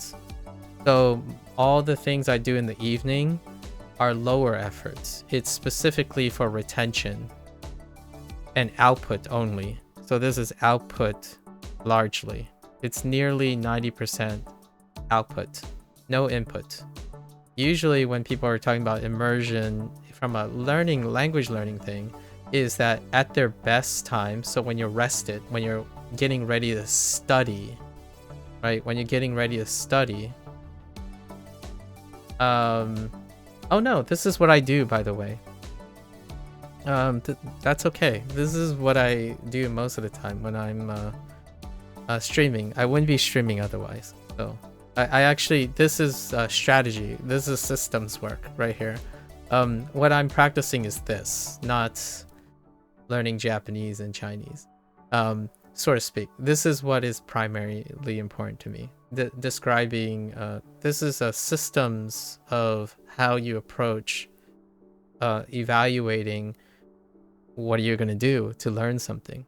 So here, this is what I have come to understand about what people do, what people are doing. So if you're interested in immersion, right? Like if you're asking me about immersion, the immersion that people are talking about, I don't do because I'm not focused on it at the moment. The idea is that you want to be rested, intending to study, and then when you're immersing, you are taking notes, you are highly alert, and you are extracting information for input. I do not do that. Most of the time I expand my vocabulary, look at sentences, look at characters, and then I pick up whatever I already know, and I do not focus on expanding what I don't know when I'm immersing. I write down sometimes things I don't know consistently and then wait till I'm active again to study them or to look for them. So when I'm immersing, the answer is yes, I do immerse, but it's not the immersion that most people are talking about when they're actively. So when they're studying, they're immersing. When I'm studying, I'm not. I'm immersing when I'm relaxing. I'm relaxing and chilling to immerse on things I already know. So if I don't know the stuff, I'm not gonna sit down and take notes and force myself to do it when I'm not ready to study. So though this is very, in my opinion, this is one of the most important, one of the top 5 most important aspects of studying to remain consistent, in my opinion, is that ideas you have to understand that you want to be active when you're learning. When you want to be passive, you're outputting. You can focus on outputting what you know. And to me, this is what I'm doing right now. When you output, you practice, right? You're practicing, and practicing leads to retention. However, it doesn't lead to new information. So like what I mean is it rarely leads to, maybe like 5% of the time, it may lead to new input. That is the thing about the whole like progress, right? Progress versus memory. Practice breeds a lot of memory. Maybe like 95% of the time, practice gives memory. 5% of the time, it might create something new, lead to something, a new discovery, or generate new data that allows you to use as progress. When you're thinking about progress, it's input only, right? Whenever someone says the immersion, like input only, right? Input. Yes, because progress and input, 95% of the time, it leads to new data or new information. However, 5% of the time, it leaves less time for practice. Which, I'm gonna be honest with you, the impression that I get from what's trending right now in language learning is that most people prefer just doing 100% input and never practice. Because practicing is boring. I actually, if you wanted a breakdown, I actually spend 30% of my time inputting. I spend 70% of my time practicing. When it comes to the actual language. So I don't actually input that much. This is a good way to tell people, like to make sure that the progress that I make is what I expect from this. So if someone tells me, oh, but I'm faster and I learn more, right? Learn more. I'm like, I probably agree with you. How often do you input? I bet most of the time you're like grinding yourself to a halt by spending 80% of your time learning, constantly worried about progress and, you know, and spending less time, quote unquote, studying, but really spending less time practicing. I say study is a combination of practice and learning. Practicing is taking what you learn and using it. Or even the most basic is to repeat it, right? Because it gives you a purpose. It gives the information a purpose. At the very basic level is repeating. The using it would be great. You find ways to use it, like say hello in, like yoroshiku. Nice to meet you, right? Yoroshiku. Yoroshiku onegaishimasu. You can use that, and then that would be practicing it. That means that you're not actually using any new information. There's nothing new. You already know it. I spend 70% of my time practicing. And the reason why for language is because my interest is systems. So systems, I spend like 60% of the time looking for new things. And 40% of the time, I practice it. So this is my balance. I look for learning systems as opposed to language. Here, I think a lot of people would prefer that they be able to input all the time. My cautious optimism is that hopefully, since you're not constantly engaged in new systems, people who spend 80% of the time inputting all the time, or as high as all the time, all their free time for input, do they stay engaged? Right? And that's where apps come in. That's where we talk about Hanzihiro, Anki, Do Chinese, which I think you mentioned. Yeah, like just checking out other contents intended for fluent speakers and also consider graded readers. Yep, Do Chinese would be a graded reader, which is based on... So when you collect enough, this will give you enough systems to stay engaged. So many decide, oftentimes, many do all of them parallel or staggered. So you can have Do, Hanzihiro, and Anki at the same time. And Anki gets the bigger arrow because it's costs less, it's highly individualized, so you're focused on your own development and your own system. Hanzihiro will be a little bit slower, right? In progress ticker, because you have to learn a new system. So there's a learning curve. Learning curve dealing with the actual encoding, right? And then Do Chinese is even higher because we have then comprehension. We have complexity of sentences, right? And subject matter. So it would be even a higher learning curve. But you can have all three of these cycled in one day. So, 40 minutes here, 30 minutes here, and 20 minutes here. The reason why it's down is because oftentimes when you're trying to gauge how to gain an overall feeling of progress in order to reach a satisfaction, right? Satisfaction is different from engagement.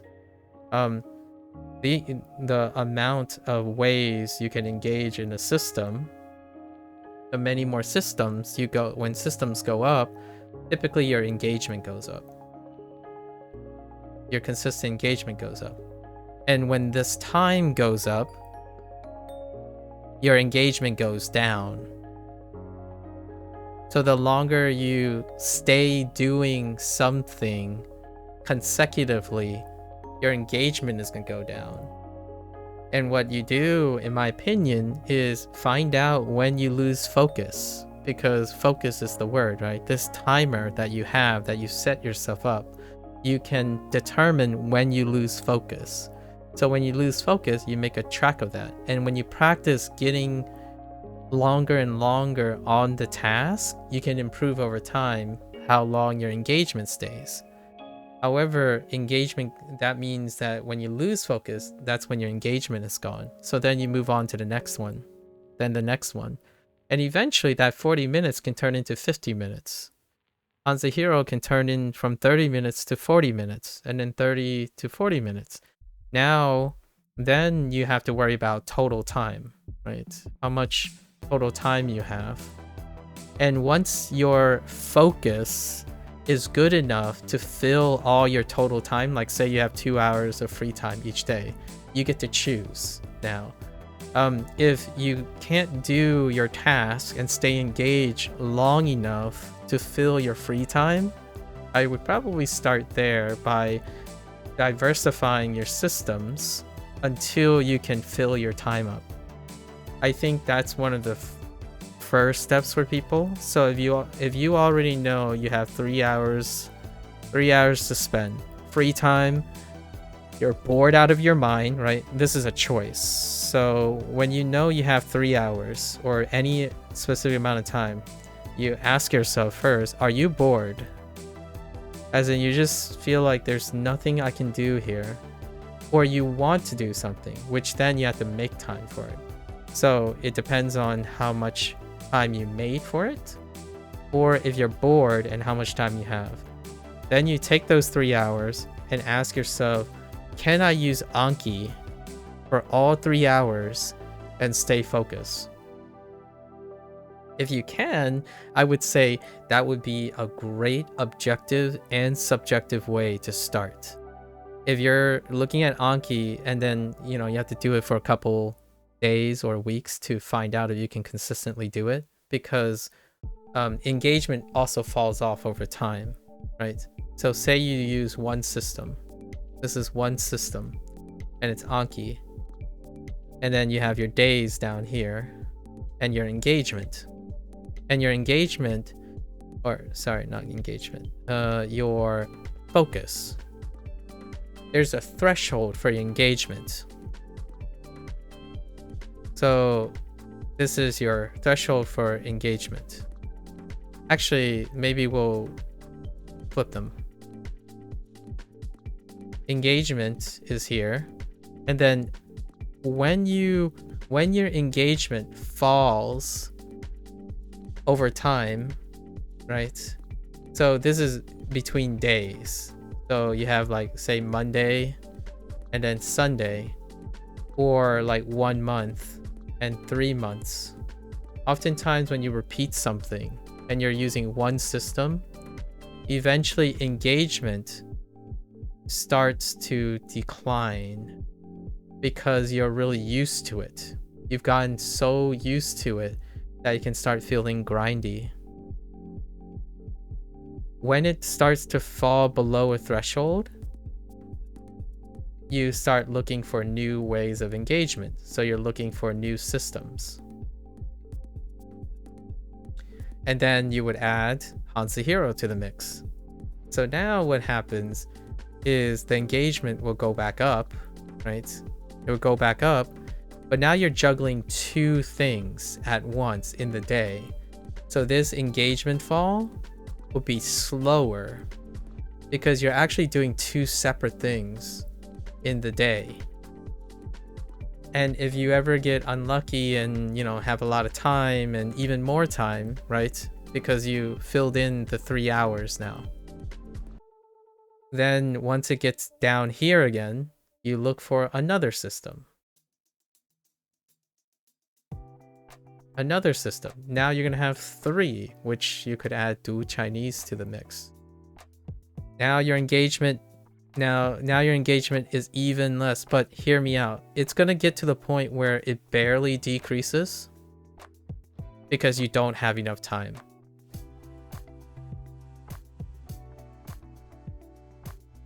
So that's the goal, right? That's one of the goals. To me, personally, the most important thing to me is if I had to ask someone if they're gonna learn something like a language for a lifetime, right? You want to learn a language for a lifetime. Overall, the idea is you get to a balance of whatever you're doing, whatever you're engaging in, like immersion, what have you. The idea is you can do it forever, And whenever you're bored of one thing, you can go to another thing, and you're constantly in the language. Your language is your source. When you play video games, it's in that language. When you watch television, it's in that language. Because whenever you're bored of that, whenever you're bored of something, you have something else that replaces it.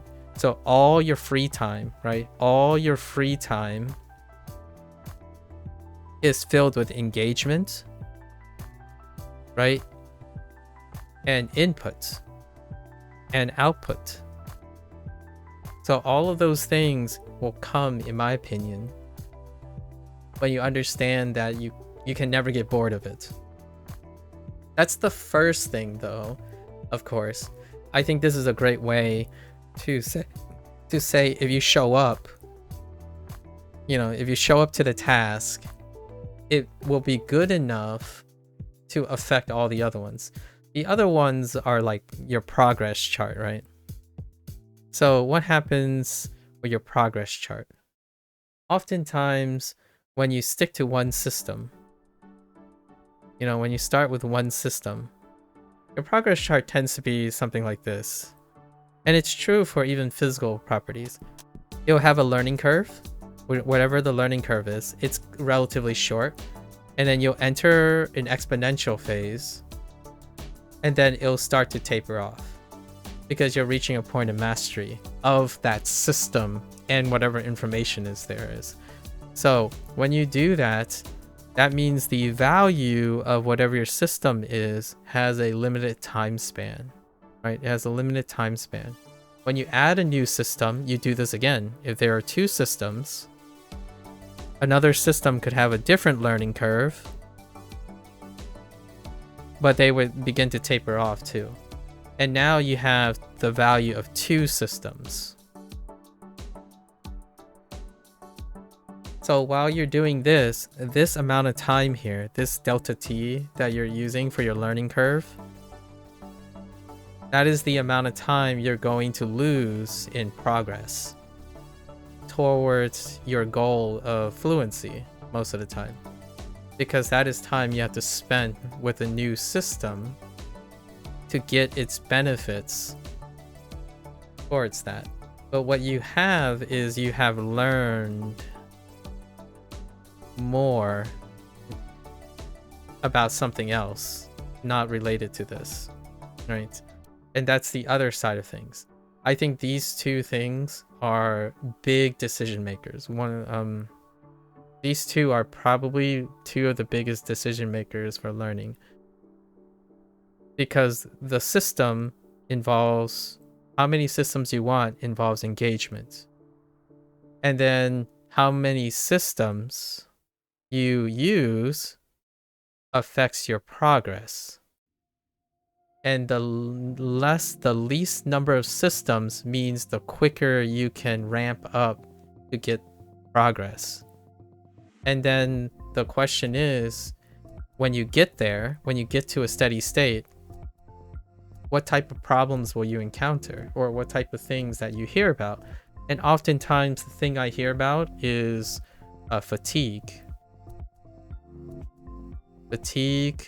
grinding, lack of motivation,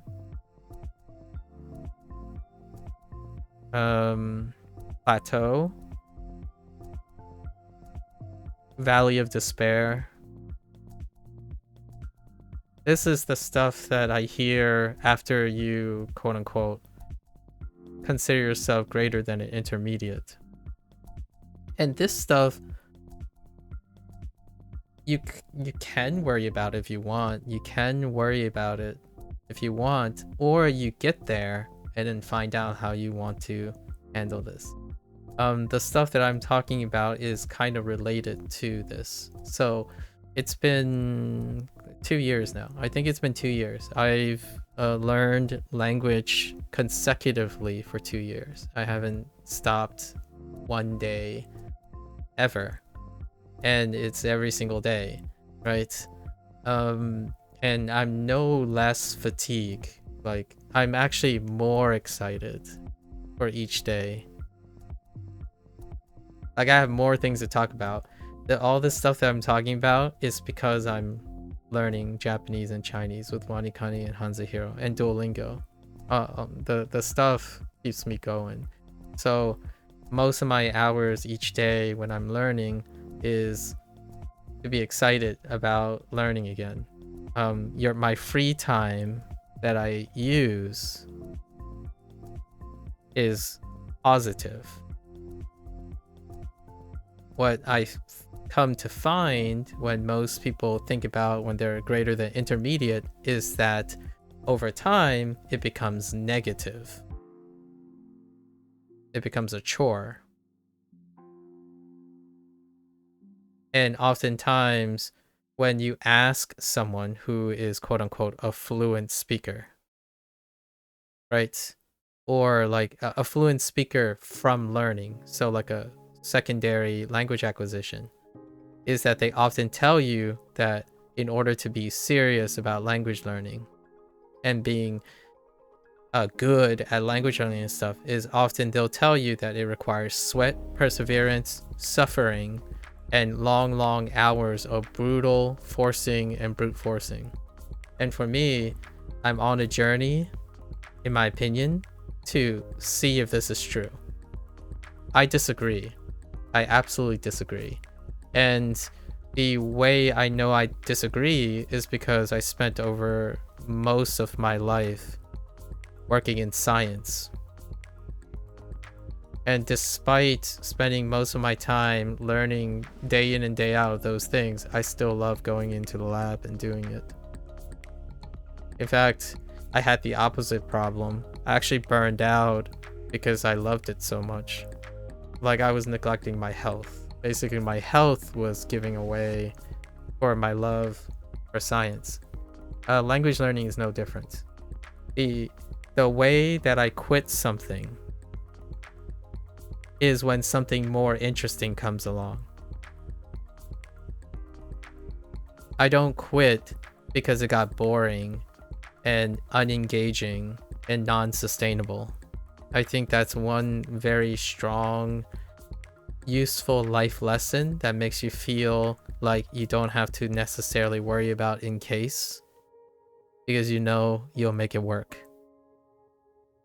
I'm not sure how old you are right now, Z, and how much experience you have with other things, but I think I hope most people in online, when they grow up with so much information, and even if you're older than me, continue to grow older without the idea of maybe I don't want to start doing things because it might not work out.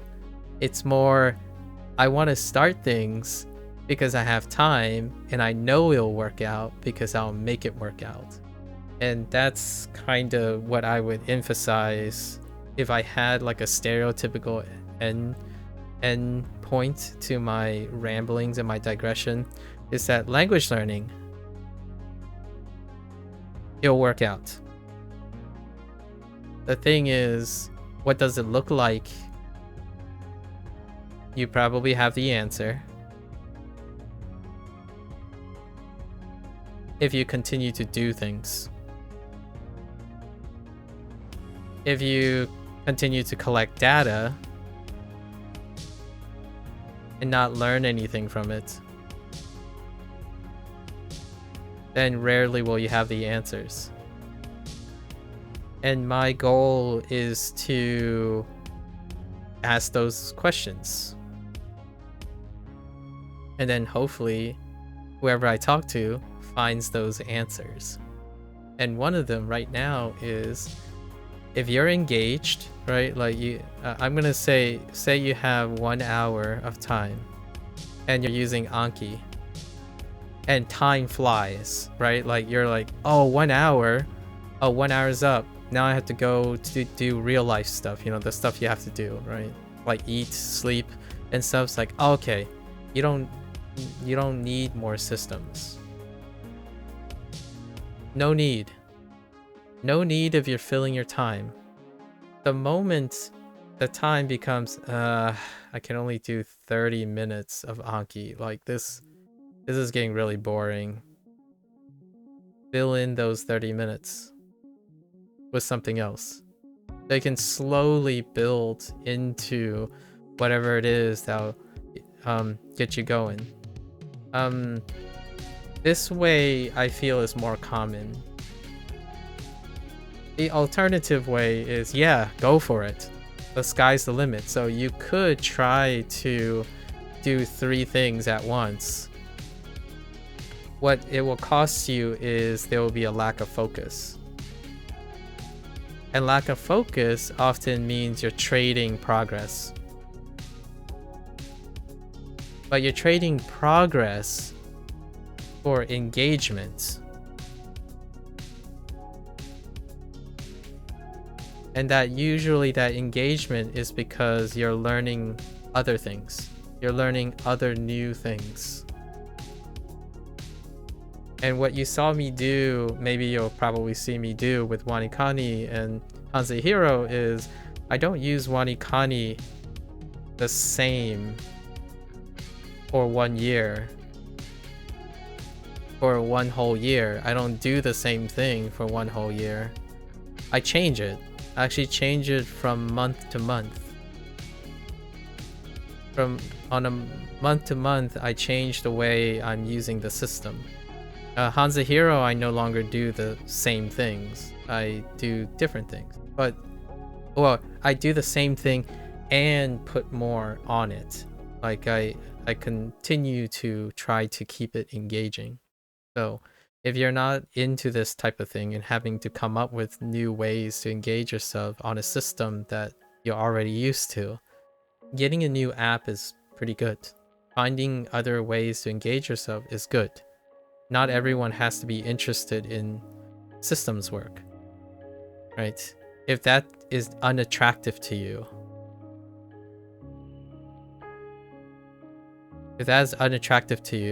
I would say try to... What do I do differently with WaniKani? Well, I'll show you. This is one routine that I do. Actually, I can show you with an example. That is not a good example. Which one do we write something for? Maybe we should go to vocabulary. So let's look at this. So here's the text, right? The things, here's your mnemonic. So for the first, I explained this every 100 days. So on a 100-day video, this is the time I use to learn WaniKani. Right? And then day 200, the next 200 days, I changed it up, which was also noted. And then my 300 day is coming up soon. So I can tell you what I have done between day 200 and 300. Right? Using this example. So here's WaniKani's mnemonic. It's a story. I don't actually know what the details are in it. But what I can do is I can take these, line up ordinary and average. And I've noticed that whenever there's a character that stands alone,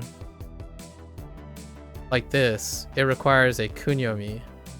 You don't have to really know any of these specifics. Know that this is like how it sounds. It's a reading. And then oftentimes they teach an onyomi. So it's like a Chinese character, a hanzi with more than one read. So this may have 1 to 2 different sounds. This may have 1 to 2 different sounds. The problem with this is the way they're going about it is that they make me remember an entirely separate thing.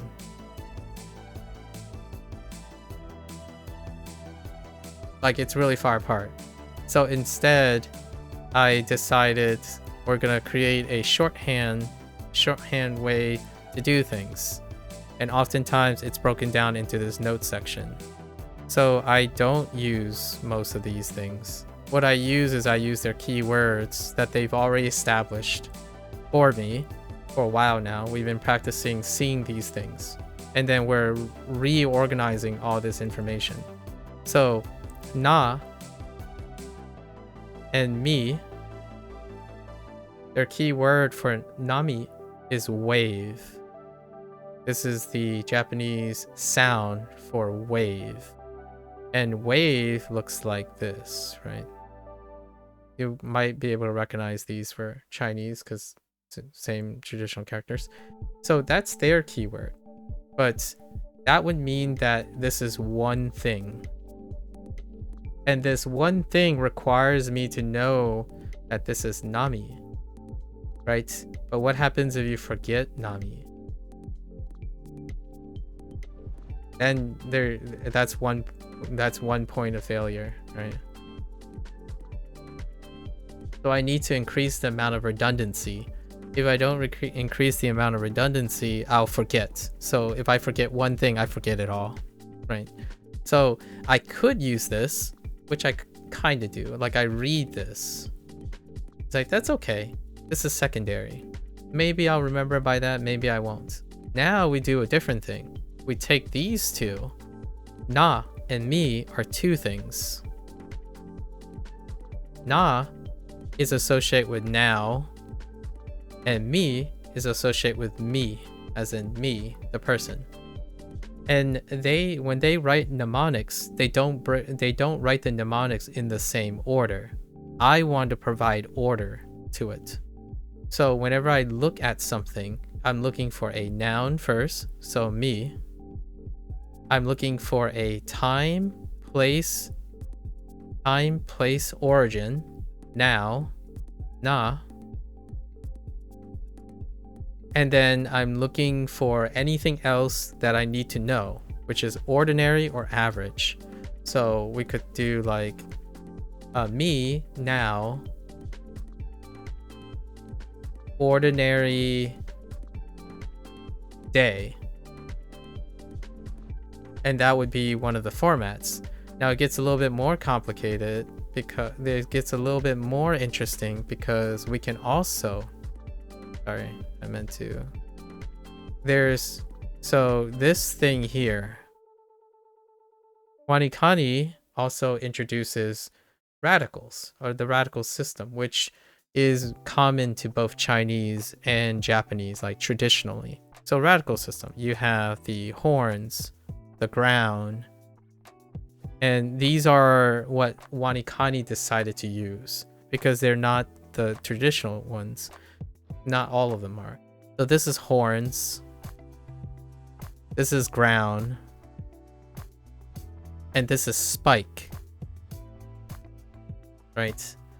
So I can incorporate that into my mnemonic. So me, now, ordinary horned animals,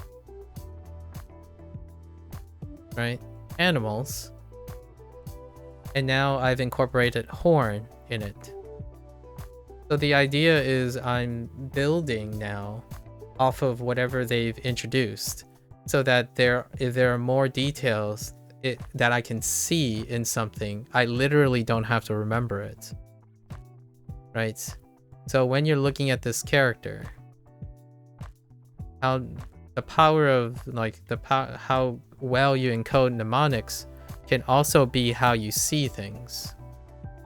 So when you see this, how much information is here? And my problem that I had in scalability is oftentimes when it's standing alone, WaniKani is not providing enough. Not enough to reach my accuracy range that I want, or my precision range. So what I'm doing now is to create and modifying the system to extract or impart more information, which is more connections. WaniKani would say this is Nami. Like Nami is the word that you need to think of because you already learned wave. You already learned Nami. So because you learn these things, you can use it to form connections. This is the redundancy of mnemonics.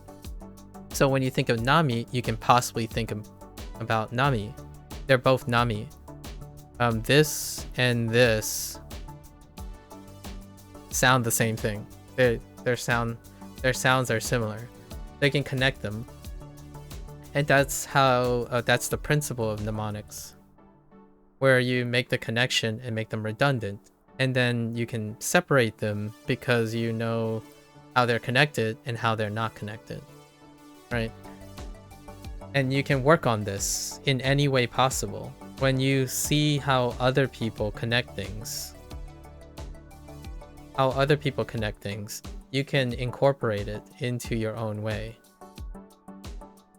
right? Like for example, if you're someone who's imaginative, you can probably attach a mental image to what an ordinary thing is. When I think of an ordinary thing,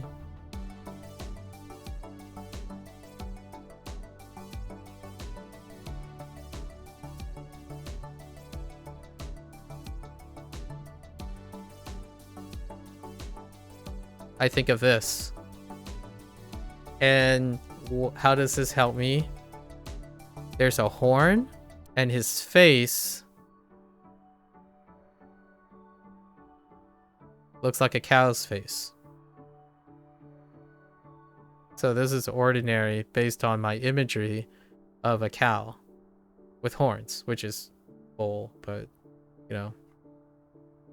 And that's mnemonics too. But these are the things I feel most people intuitively do now. So whenever someone says like powering through just learning Anki, it's a combination of a lot of these things. Like how do you remember things? An Anki card might provide a translation, and that translation might come with a description. Or the English word elicits these things. So you're very like someone is already accustomed to understanding the meaning of English words. So when you think of cow, what are you thinking right now? Those are the things that you practice for a lifetime. And you can still learn new things to connect them. Like, I'm not a great artist, but I know that if you try to practice it and learn a new system of representation, you can probably imagine it in your head too, what the system is, right? And that is your current system. And if it works, don't need a new one. You can always change it and make it different. And again, I want to make a disclaimer. Different doesn't always mean better. Right? It doesn't always mean better. It could actually get worse. The idea is I am always aiming for more. I want to do more. I don't want to do less. So for me, I am passionately, I don't care if it gets worse or better. The idea is I can make it work. And that has served me well because I stay engaged at the cost of potential. Yeah, for you, just knowing the 214 kanji radicals is enough to form mnemonics meanings for words. Yeah, so you're done. No need for a Hanzi hero, in my opinion. If you already got 214 mnemonics down, or not mnemonics, but yeah, the mnemonics for the radicals, you don't technically need Hanzi hero. The fun thing is, also you're in there, so you might be a few seconds. No worries. The fun thing is, I'm going to try to express why I think Hanzi hero is fun. By the way, to give you an idea, I started, I think, using mnemonics.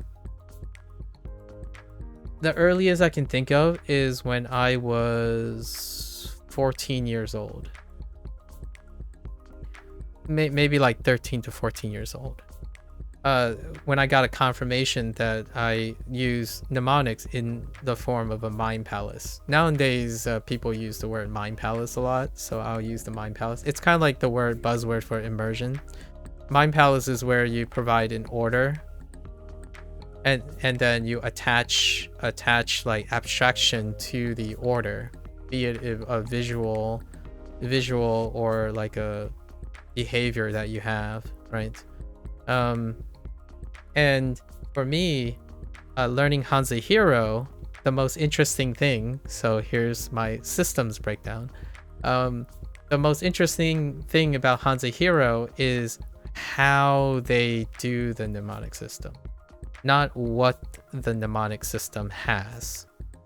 Like, the mnemonic system still has like your radicals, as in the radicals that you've invested time in, right? So the information you already have for the, I don't actually know the tone for this, but these things, you already have that. So Hanzahiro is going to compete with that. It's going to compete with the things if your goal is to learn Chinese. If your goal is to learn how many different ways you can interpret these radicals, and that's a different goal. You're learning more, and I've learned more. So what does this radical mean? Well, it could mean mouth. That's probably all you need. If it's good enough to get you to the place, it's all you need, right? I don't. This is say, talk, declare, person, speech, mouth shape,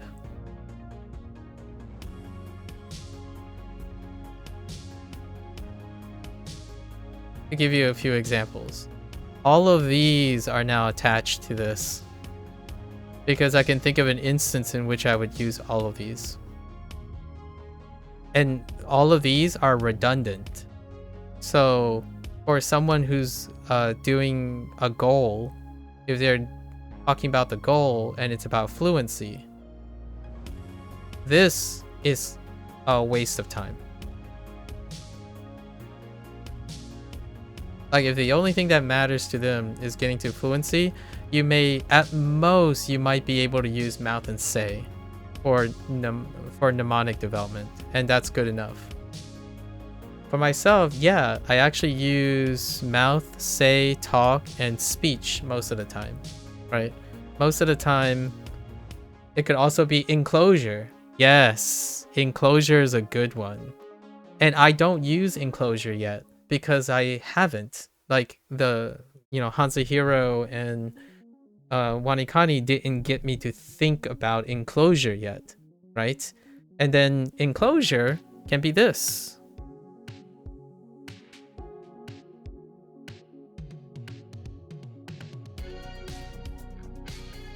I messed up. Oh, I missed a stroke. Hang on, let me rewrite that. I missed a stroke.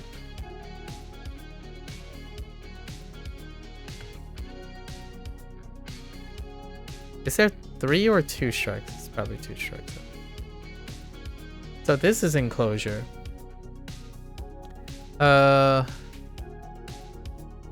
This can be enclosure too.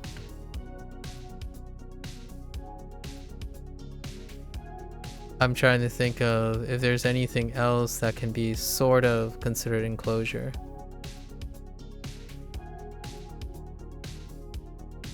This can be a type of enclosure.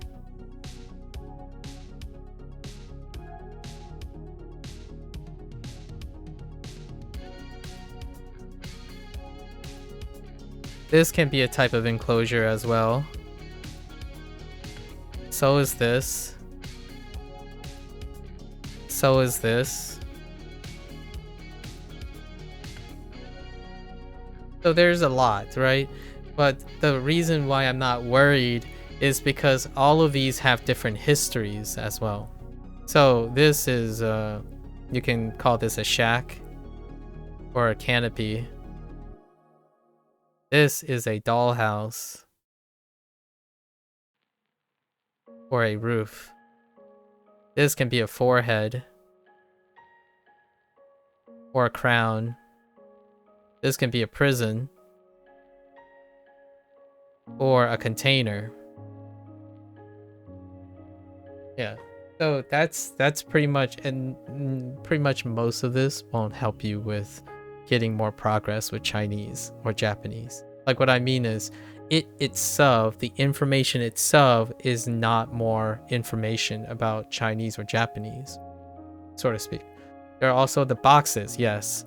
So you have boxes or cages. Yep, exactly.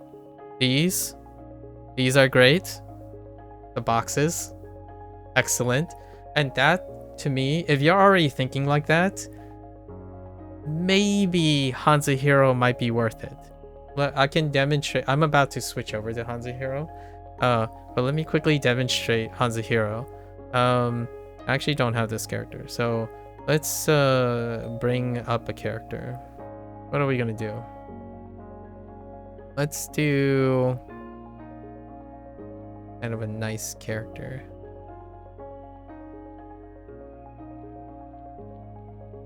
Trying to think of a fun.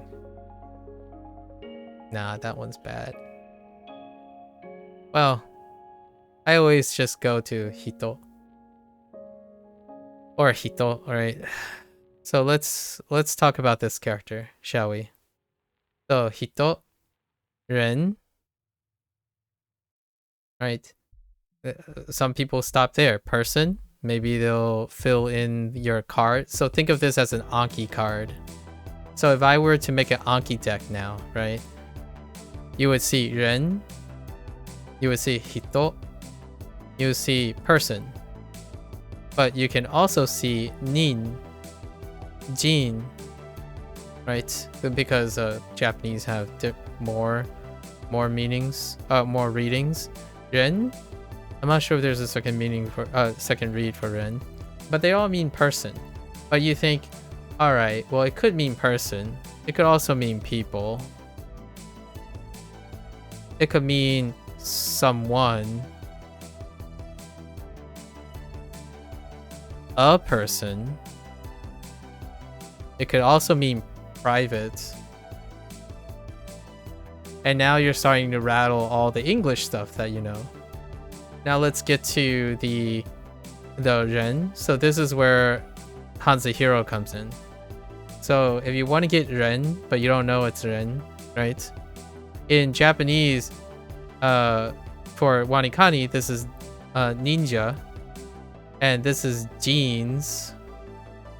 And Hito is just Hito, unfortunately. Like the way they do like kun is not great. But you could change it to Hi and To, which means toe, and heat. Now for the Hanzahiro thing. You have Ren. So what does Ren do? And I can demonstrate the Hanzahiro thing that you're paying for. Basically, in my opinion, this is what you're paying for in Hanzahiro. The main thing you're paying for. What you're paying for in WaniKani is illustrated here, kind of, sort of. So Ren, we have R, which is Robin Hood. You have N, which is infirmary. And then you have 2, which is inside. And this is the character for people or person. So the radical itself is the person radical, or the component is what they call it. The person component. And the existing mnemonic uses these 3 things. So if you can already create a mnemonic that tells you about a Robin Hood is in the infirmary, is inside the infirmary trying to help people. Or maybe you could make it about Robin Hood. So Robin Hood snuck inside to inside the infirmary to give gold to the person, to the people, to the patients, like the common folk.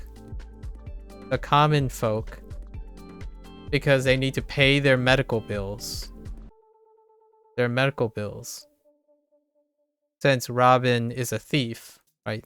So the gold he stole. You have your mnemonic. And you might be thinking, oh yeah, that's so convoluted. Like, what the heck? It's so convoluted. It is at first. And then it becomes... It still takes longer than knowing the read right away. So if you already know this as Ren, it gets shorter and shorter. The thing is, you can abandon this over time. You don't have to do this. The first thing I think about is, this is Robin Hood, Ren, right? That's it. Like, what happens is Hanzahiro, all this stuff becomes optional. But it produces a Mind Palace scaffold that you can replace and do it for things like WaniKani.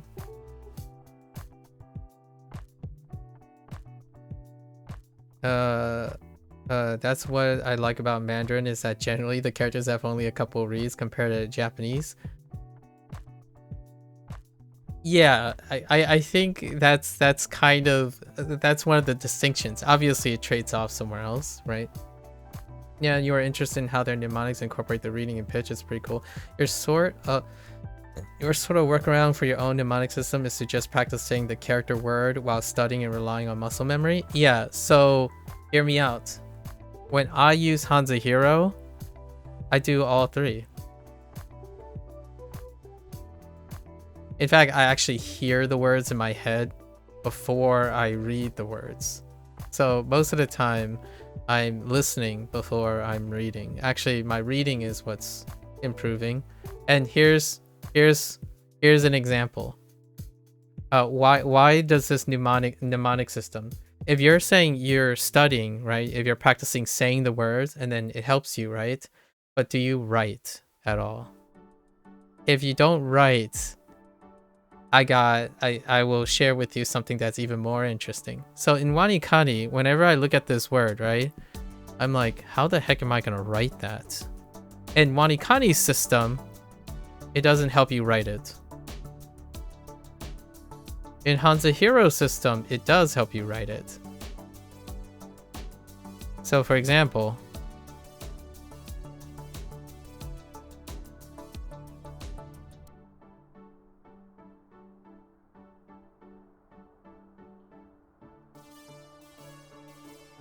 that's not what I'm looking for. Let's try a different one.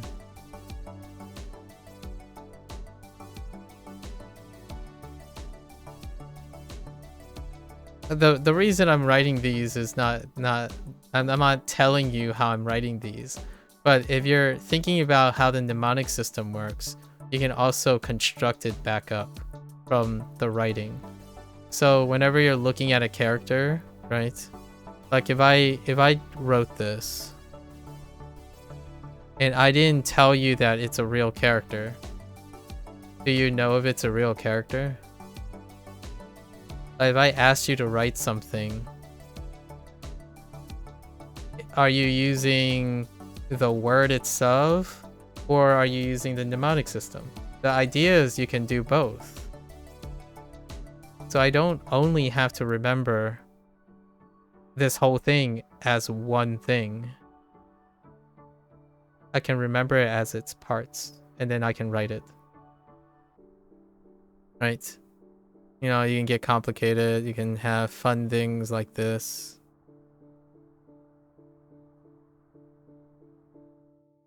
Right? So I write, but hear me out. If you are not interested in writing, there's no reason to do this. Again, it's all about the options, right? Like, I see it being written. I see the character being written by the mnemonic. And then the stroke orders follow, by the way. So when you know also the components, it's the tree, double cocoons, and you know that they're gonna go first. Then you have your ground, right? Then you have your person, and then you have the completion of the halberd. So these are the separate parts of the mnemonic. Mnemonic has all these parts in it. So now you can construct, what is this? Obviously, it's, well, in Japanese is ji. Right. And ji, right? Ji, still chi. And if you're learning Japanese and Chinese, they kind of overlap too. So that's another way to plug Japanese and Chinese. They overlap quite a lot of times, and not in the sense of directly. This happens to be directly, but ko, for example, ko is gong. So things like this is interesting too. If you know that ko is related to gong, what is gong? What is the essence of gong sound?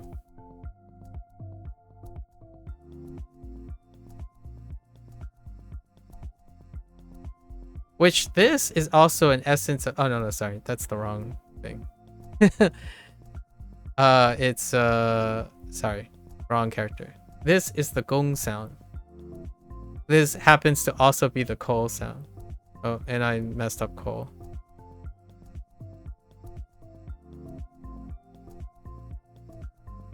And then this is the jiao sound. Without any, like, I'm just picking a random tone. And my default tone that I pick is 4, just because it's the last thing I say. So I'm always downtoning in English.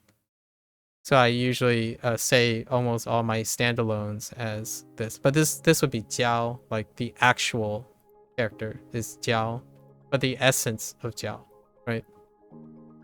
So this stuff also happens to work with mnemonics. So whenever you're writing and constructing, that also comes with your mnemonic.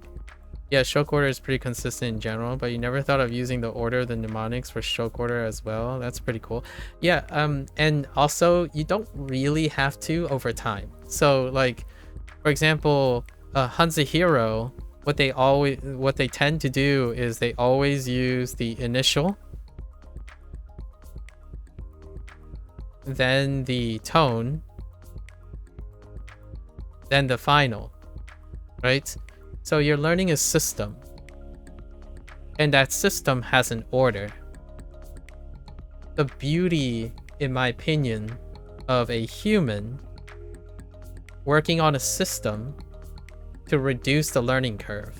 This reduces learning curve. Now, once you're no longer learning, you can do whatever you want with it. You can start with the final if you want, and then go backwards. And that's what I do. So in order to practice a lot of times mnemonics, like for WaniKani, in order to make WaniKani work a little bit better, is that they don't always start with a noun. Sometimes they start with a verb in their mnemonics. And then sometimes they're referring to an object. And that object could be a thing or a person. Or sometimes they don't even have any of these and willy-nilly. The neat thing is when you can do it in order to create redundancies. Then you just, then I go through the process of intuiting it. And intuiting it is whatever comes first. So during my WaniKani sessions, after day 200, like going in between day 200, 100 to 200, this is the intuition phase. So the first thing I do is I feel it out. And if the feeling fails, then we do the mnemonic that we've done.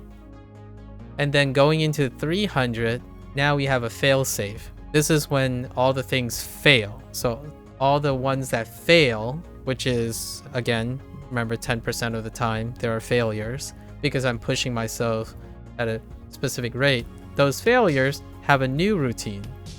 And the new routine is the thing I described, where I'm creating a shorthand to incorporate more systems. So it's the very last thing I do. The mnemonic edit is the very last thing I do. And I have to practice this because when I'm pushing myself hard enough, 10% of the time is enough time to practice a subsystem. So now I have a self-correcting subsystem that is not in WaniKani or Hanzahiro. How do I correct errors and make sense of errors in a systematic way so I can practice that? And then one day we'll move on to another system. The thing is, the first thing now, after 200 days, going into 300, we start with intuition. So no, I don't look at this and think, well, I do for this one, because this is new. When I look at new things, mnemonics come first. When I look at old things, intuition comes first. And the idea is, instead of following one protocol, I have multiple redundant protocols at different entry points. So whenever I'm learning something, I have a different entry point. I would start with mnemonics or constructing the mnemonics. And then if I'm reviewing something, I would challenge myself with intuition first. And that's how I speed up. So what happens in the end of the day, I'm practicing all of them. I'm practicing as many things as I can. That could make you, from a pragmatic standpoint, it can make you more adaptive. Sure. Right? That's like too nebulous. The other reason is, I lost it. You're practicing retention of the skill. So then the skill, every step of the skills will get faster. So at some point, then what happens is, despite having progress lowered, you are still getting faster, so progress is slowing down less for the exchange of accuracy and the exchange of engagement. So for me, that's what we do. When I get something wrong, it's an opportunity to construct a new mnemonic. And at first, that's very slow. Now it looks like something that is hard to understand by someone else. Like if I scroll down here and you're seeing this, na, right? Na, mi into ground, lined up ordinary he for the horn original animals. What does that tell you about this character?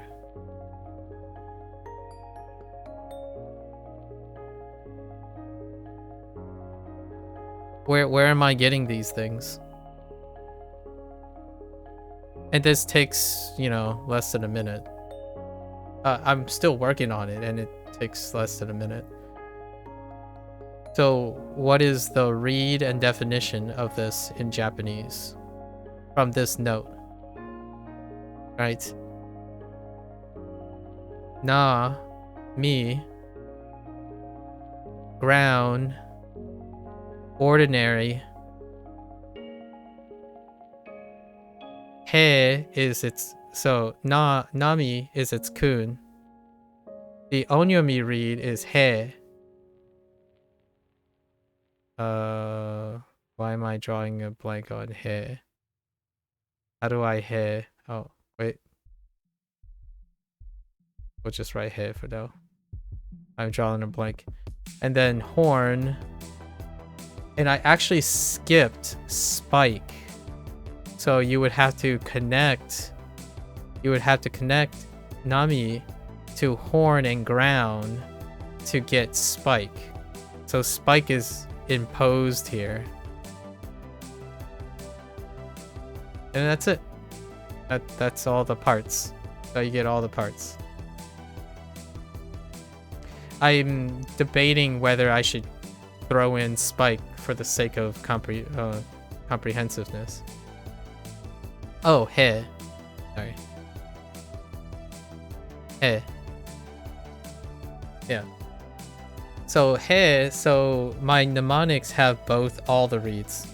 Or it has the read that is most common that I know already before this. So this is the new one. Nami is the new one. He is the old one. So I'm using he to support Nami. And at some point, if I forget he, like when it's in another word, I can use Nami to reinforce he. So you go the other direction for multiple reads. Obviously, it's not a problem, that much of a problem in Chinese, right? Because of that. But you can use that in a different way. If you lost the initial, or something like this, where you only recognize, let's say you only recognize this in the character, and you kind of think there's something here. What could it be? To complete this, what would you insert here to complete it into a different thing? You could use this. What does that mean? Right? And that's kind of where the mnemonics can be fun, but it's also not very useful. What I mean is that's not very useful to increase your fluency, I suppose. I don't know how much fun people find this, but I do. Like, what is the relationship between, this was a recent one. What is the relationship between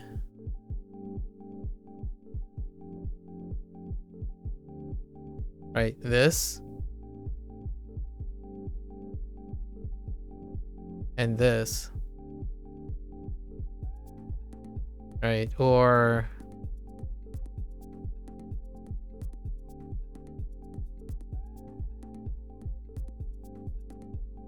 actually, that's not a good example. Maybe we'll use this and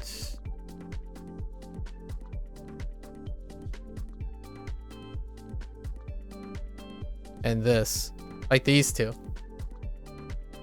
And those are great ways to kind of illustrate the use of mnemonics later down the road, if you want, if it's important or not. Anyways, thanks for this opportunity, by the way, Z. I don't know how long you have and how much free time you have, but yeah, that's pretty much why it's fun to adopt new systems. Just out of curiosity. It's not conducive. I would totally agree that it's not conducive to the progress of things. If you're trying to think about efficiency and how you manage your time, if you try to think about efficiency and how you manage your time, it is not efficient. That's kind of like saying, I'll give a fun analogy, right? Like if you're gonna ride a bicycle, right? Why ride a bicycle when you can ride a unicycle? I mean, why ride a bicycle if you can ride a tricycle? It's like, who needs a tricycle when you have a car? If the goal is to get to a place, right? If your goal only involves getting to a place, all four of these do the trick. You can technically get to the place with all 4 of these. The question is, how much do you understand the systems that are involved in all of these? Because in the future, you never know. One day you're like, well, you have to travel to the park that is 3 minutes away. Huh, that means I can use a unicycle, a bicycle, or even a tricycle. But what if it was 30 minutes away? Oh, looks like I'm stuck driving there. And then we can add even more stuff. Now you have to get planes, trains, and ships. Right? And these are different systems. And they all involve their pros and cons, right? Pros and cons. And if we replace our transportation with apps, the analogy is complete, right? This would be Chinese fluency. The apps would be the systems. And hear me out. There's a really interesting thing. When you're focused on systems, remember that it can also help you detect redundancies.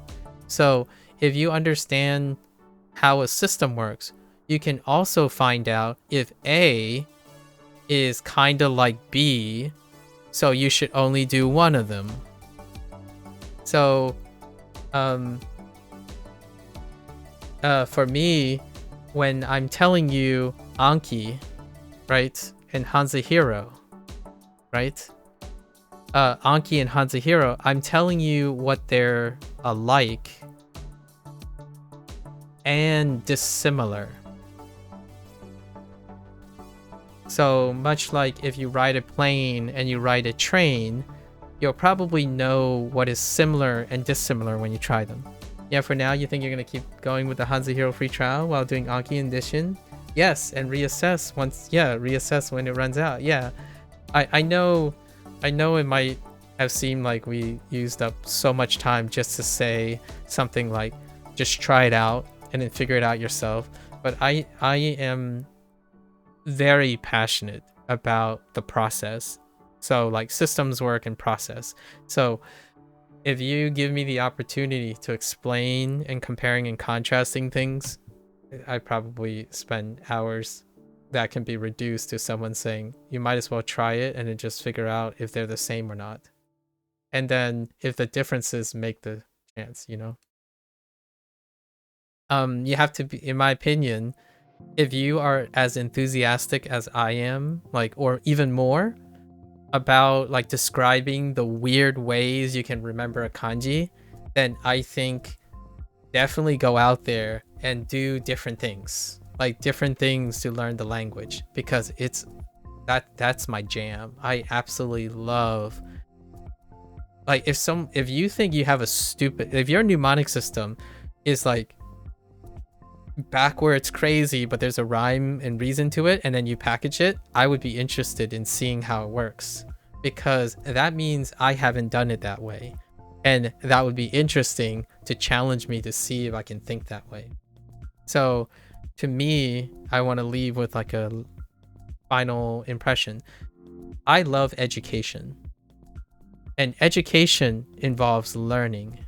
It does not involve, it does have an element of information gathering, but without the application and use of the information, there is no in my opinion, personally, there is a really lack of education and learning.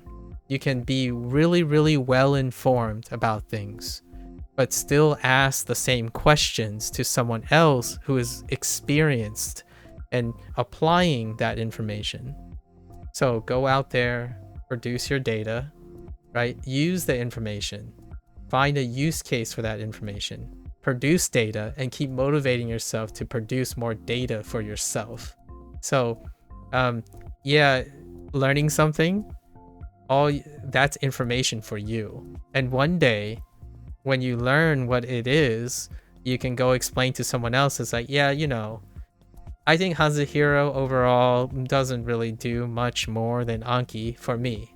And that is your data. That is something you learned. You actively learned with the information provided. And you will remember it, in my opinion, when you're actively learning by using the data that's provided. Sitting around reading about what ifs can feel good. It can make you feel knowledgeable about things. But I think the truest satisfaction comes from knowing what you know because you did it. At least in my opinion.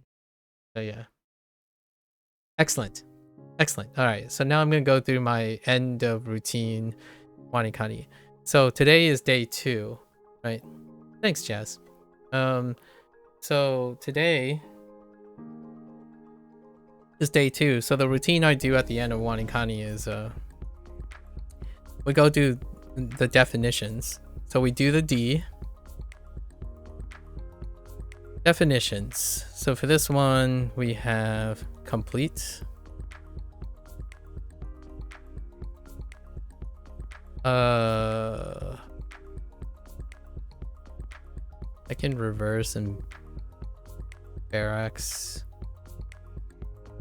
What am I reversing barracks to? Oh, this is reverse. Giant.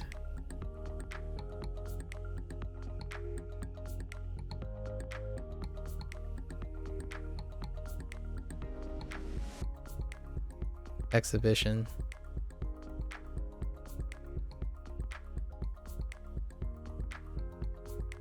Odd. Lovely. Beautiful. Alright, now we're gonna do the mnemonic actually. We're gonna do our mnemonics for these guys.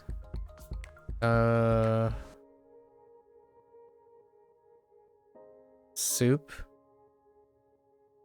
and road and reverse. Reverse is kind of a butthead.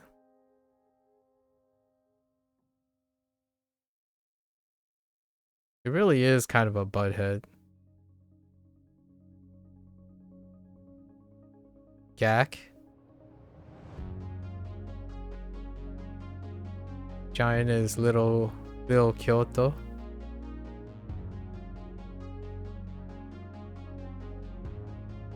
Exhibition. Hack. Odd. Key. Lovely. Ray. Ray gun. And beautiful. Key. Alright. Now we're gonna go over our reads. Alright, so Soro. Soro complete. Gaku. Reverse. Kyo. Giant. Ho. Storage. D. Child. O. Re. Cool. O. Frozen. Yo. Child. Infancy. Infancy. And a little bit of adjustment. Childhood is the alt meaning that they want. Chi. T.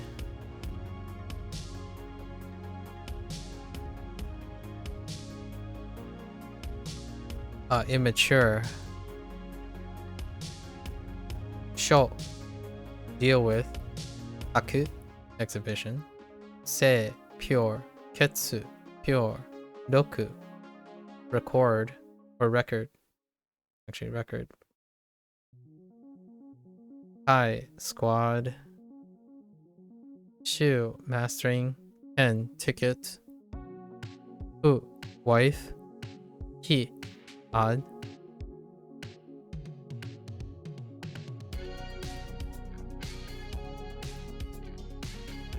Myo. Peculiar. Re. Lovely. B. Delicate. Eki. Benefit. I, shift. Te, extent. Se, spirit. He, line up. Ken, constitution. Numa, bog. Shu, populace. Kasa, oops. Actually, Numa, I messed up here.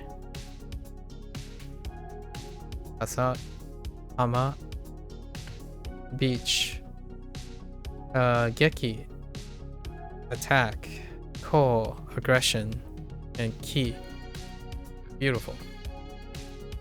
And that is a wrap for our WaniKani session today. Thank you for the opportunity, right, to kind of geek out and nerd out a little bit about WaniKani and Hanzahiro. Again, I wanted to emphasize, right, what I practice most of the time is explaining things and differences between experiences and whatnot. Japanese, bonus, extra bonus, and then learning Chinese is bonus. One day, someone's gonna sweep me off my feet. Someone figuratively, something or someone is gonna sweep me off my feet and make me interested in something else. So I don't expect to be next year, like in the next year or two, you're probably not going to see me on WaniKani and Hanzahiro either as much or not at all anymore, because we get swept up in understanding systems work. Understanding those things contribute to the progress of Japanese and Chinese. How high it goes is really not my concern at the moment. Like, if I stay in N3 to N5 range, that's perfectly fine.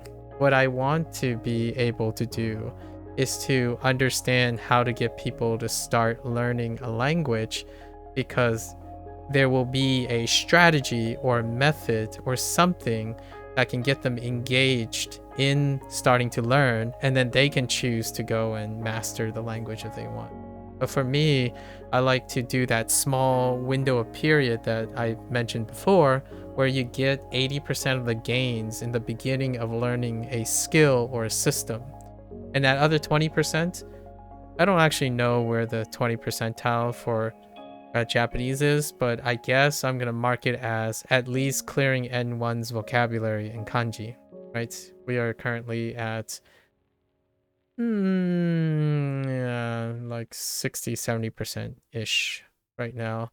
And then for Chinese, we cover HSK 1 through 6.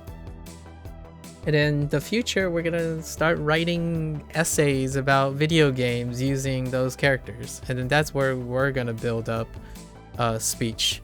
When it comes to listening and comprehending and responding to people in this language, it's like short responses, and they can talk to me, but I'll probably short response to them, because business first for me when it comes to using Japanese. So I can say yes because I can understand that person. I can say no because I can understand that person. That is my use case. And if a lot of people say, well, what if you want to have deeper conversations? It's like, do you have deeper conversations on the internet all the time? Because I'm very, very curious. Definitely feel free to come on by and tell me how often you engage in deep conversations with strangers on the internet. Because I feel like most people spend like 90% of their free time on the internet, and they say hello, 69, 71, 420 blaze it, and bruh. Actually, a lot of those are archaic. They largely just say bruh most of the time. So, your fluency of your language is not reflexive of the depth in which you use the language. And you can still achieve great depths with the fundamentals. And that's my counter argument. Not that I'm trying to convince you that mastery of a language is not the coolest thing ever. I just happen to prefer to have someone 67. Yeah, 67 is a new one. And then someone laughed and said 61 is the new one too. Like, that's 61. And I'm like, okay. Oh, they might have typed 1 because a 1 can look like a 7. Oh, that's pretty meta. It's already morphed. Instead of typing 67, they would type 61, but the 1 would be a very specific type of 1. I'm like, okay. So, hear me out. Know what motivates you, keeps you engaged, assessed, and reassessed.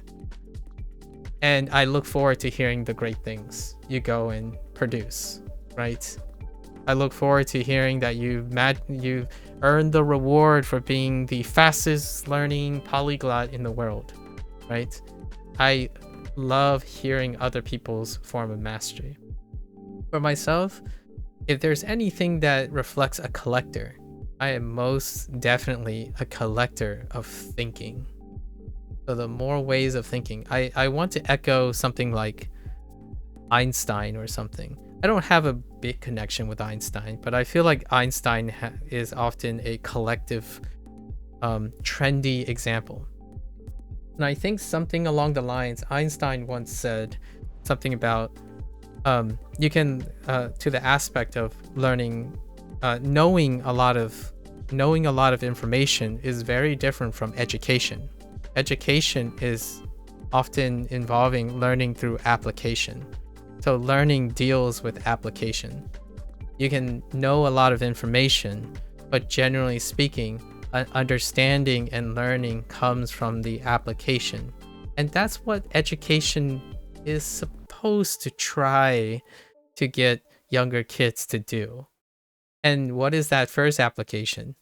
Getting a good grade. For most kids, it would probably be to get a good grade or get the right answer. For adults, and they go off to college, go on to graduate school, it's to get a paycheck, get a title, get a degree. It's the application, right? But it's the application of the process that gets them there. So the separation, in my opinion, between someone who understands how to get there versus wanting to get there is what today's conversation was about, in my opinion. I am very uncomfortable in predicting the future, so I really don't tell people what the future is. Like, oh, 10 years down the line, you're gonna feel like you wasted your time. I think if you get a person and encourage them to focus on how they continuously get there, like step at a time, and look for the next step and look for the next step, by the time they get there, I have no concerns that they will find their own way to know that they got there, whenever there is. I doubt it's going to be the same there in 2 years and 3 years and 4 years for those specific people, not the individuals who do not resonate with me. The individuals who don't resonate with me are those people who think in 2 years, I'm going to be fluent in Japanese if I do this. And then in 2 years, when they're not fluent, or when they are fluent, they're either right or they're wrong, right? And that's as much satisfaction as they're going to get. If they are right, they knew it. That's the most satisfaction that they got, right? For me, when someone's focused on, keeping the goal in mind, but they're focused on doing more as they're going, by the time you get there, who's to say that you're not only fluent in Japanese, but you actually could teach someone 10 different ways to get to fluency in Japanese. Not 1, not 2. You might even go and say, by the time you get to fluency in Japanese, in not 2 years, but say 4 years, you also became fluent in Chinese in those same 4 years. That, to me, is something that I would love to encourage other people to do. Encouraging is by offering new ideas and sharing and keeping each other interested and motivated in the process, in my opinion.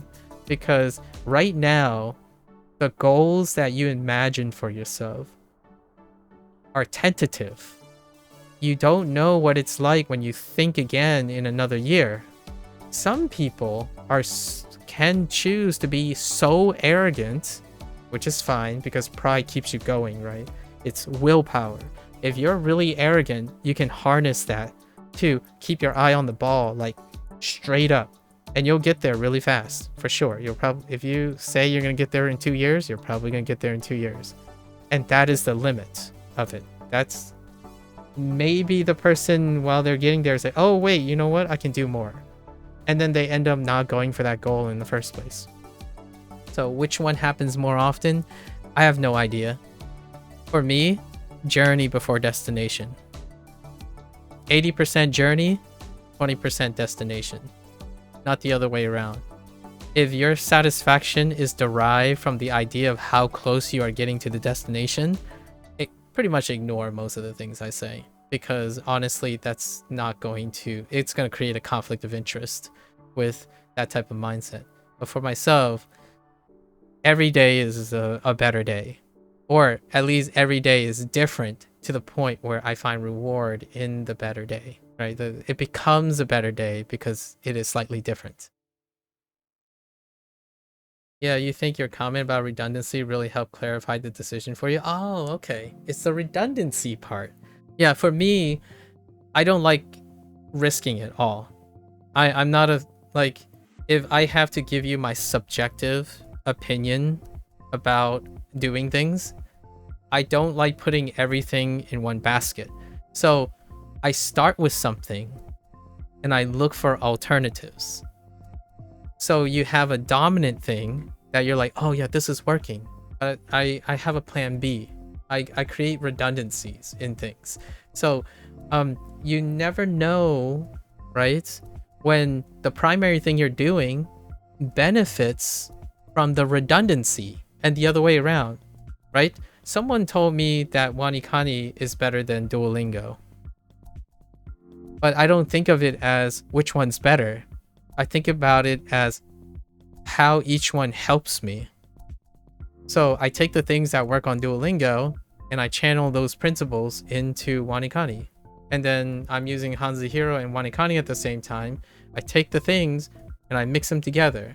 It's not about like viewing things as separate things. Like, oh man, I have regrets. I shouldn't have spent all that time doing that, because now I'm basically just replacing it.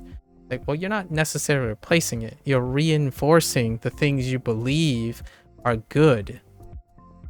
And then when you know that, you can also choose not to do it. Right? If something is redundant and you know it's redundant, you can also choose not to make it redundant. You can take the things that aren't redundant and go for it. It'll be boring if you keep focusing on things that you want to confirm versus things that you can benefit from. That's an alternative way of looking at it. Like the redundancy, having a fallback for when you get bored and your focus shifts too. Yes. I think for me, the most common complaint, or not really complaint, the most common story that I have when I ask someone, oh, how long have you been learning Japanese? Or how long have you been learning Chinese? The first comment they say is like, oh, you know, I've been learning for 6 years. And then I was like, oh man, you've been learning for 6 years? That's fantastic. Like, man, you must know, like, can you like help me out and tell me something that you learned? Tell me some of your stories. And the next sentence, 8 out of 10 times, they will say something like, oh no, but it's on and off. Like, you know, I go for like 3 months strong and then suddenly I just like stop for 8 months, and then now I'm like relearning all the things I learned for 3 months, and then, you know, then something comes up and then I didn't use it, so then I started again in the 4th year, and then this time I was like, I got a better idea of how to start, so I lasted longer for 6 months, but then I didn't practice, and then I'm now starting over with a new method. That can work, but it doesn't have to be like that. And one of the ways is to understand how your focus works, how your focus. I don't personally think that there is someone out there who can read your mind, unless they're your closest friends who spent most of their lives with your things, to know where your boredom frequencies, your work ethic, and your focus shifting happens. I think a lot of 60 to 70% of it is within your attentiveness to yourself. So And then you can gather inspiration, ask other people. If you're attentive to yourself, you can ask other people, hey, do you think I am like bored during this? Like, have you noticed anything, to your friends or someone around you? Because for me, when I'm on stream, I like to think that I don't look bored most of the time. I could look tired though. And it's a different type of tired. It's a tired that I wish I can do more, but my heckin' body doesn't keep up. So that to me is a great form of tired. It's the thing when you go to the gym and you knock out some really awesome sets and you go home feeling like you've done a great set of work. That is what I hope most people get from their free time, if they have free time. Because we're still assuming that you have free time and you are also choosing to occupy your free time. The type of ones that I don't want to hear most of the time, and I do actually hear most of the time, is when someone is tired because they're bored and they have nothing to do. As in, they're just tired so they don't know what to do with themselves. I don't want to hear that. If you tell me that, I will try my best almost to nag you to the point where like, hey, you know what's a really fun thing? Tell me what you're interested in. Let's go and brainstorm some ideas. Don't sit around and say like, okay, well, I have 3 hours every day and I guess I just collect information and brainstorm about things that I could be doing, but not do any of those things, right? And I hope, as much as I like analytically breaking down things and educating, I think the next step for anybody I talk to is like, gosh darn it, tomorrow, let's start. And then hopefully in another 3 or 6 months, you come back, tell me how awesome all the things you did, which had nothing to do with like the specifics that I have done. It's all your specifics, and we keep each other motivated, right? Yeah, that's how your Japanese went for a bit too. Like changing Aki decks, looking for the best one, trying out Renshu for a while, Satori reader, etc, etc. Yep. And hear me out. I think that is part of the journey. So if you're younger, I would say, right, this is not a bad thing. When you're younger, you are far more exploratory.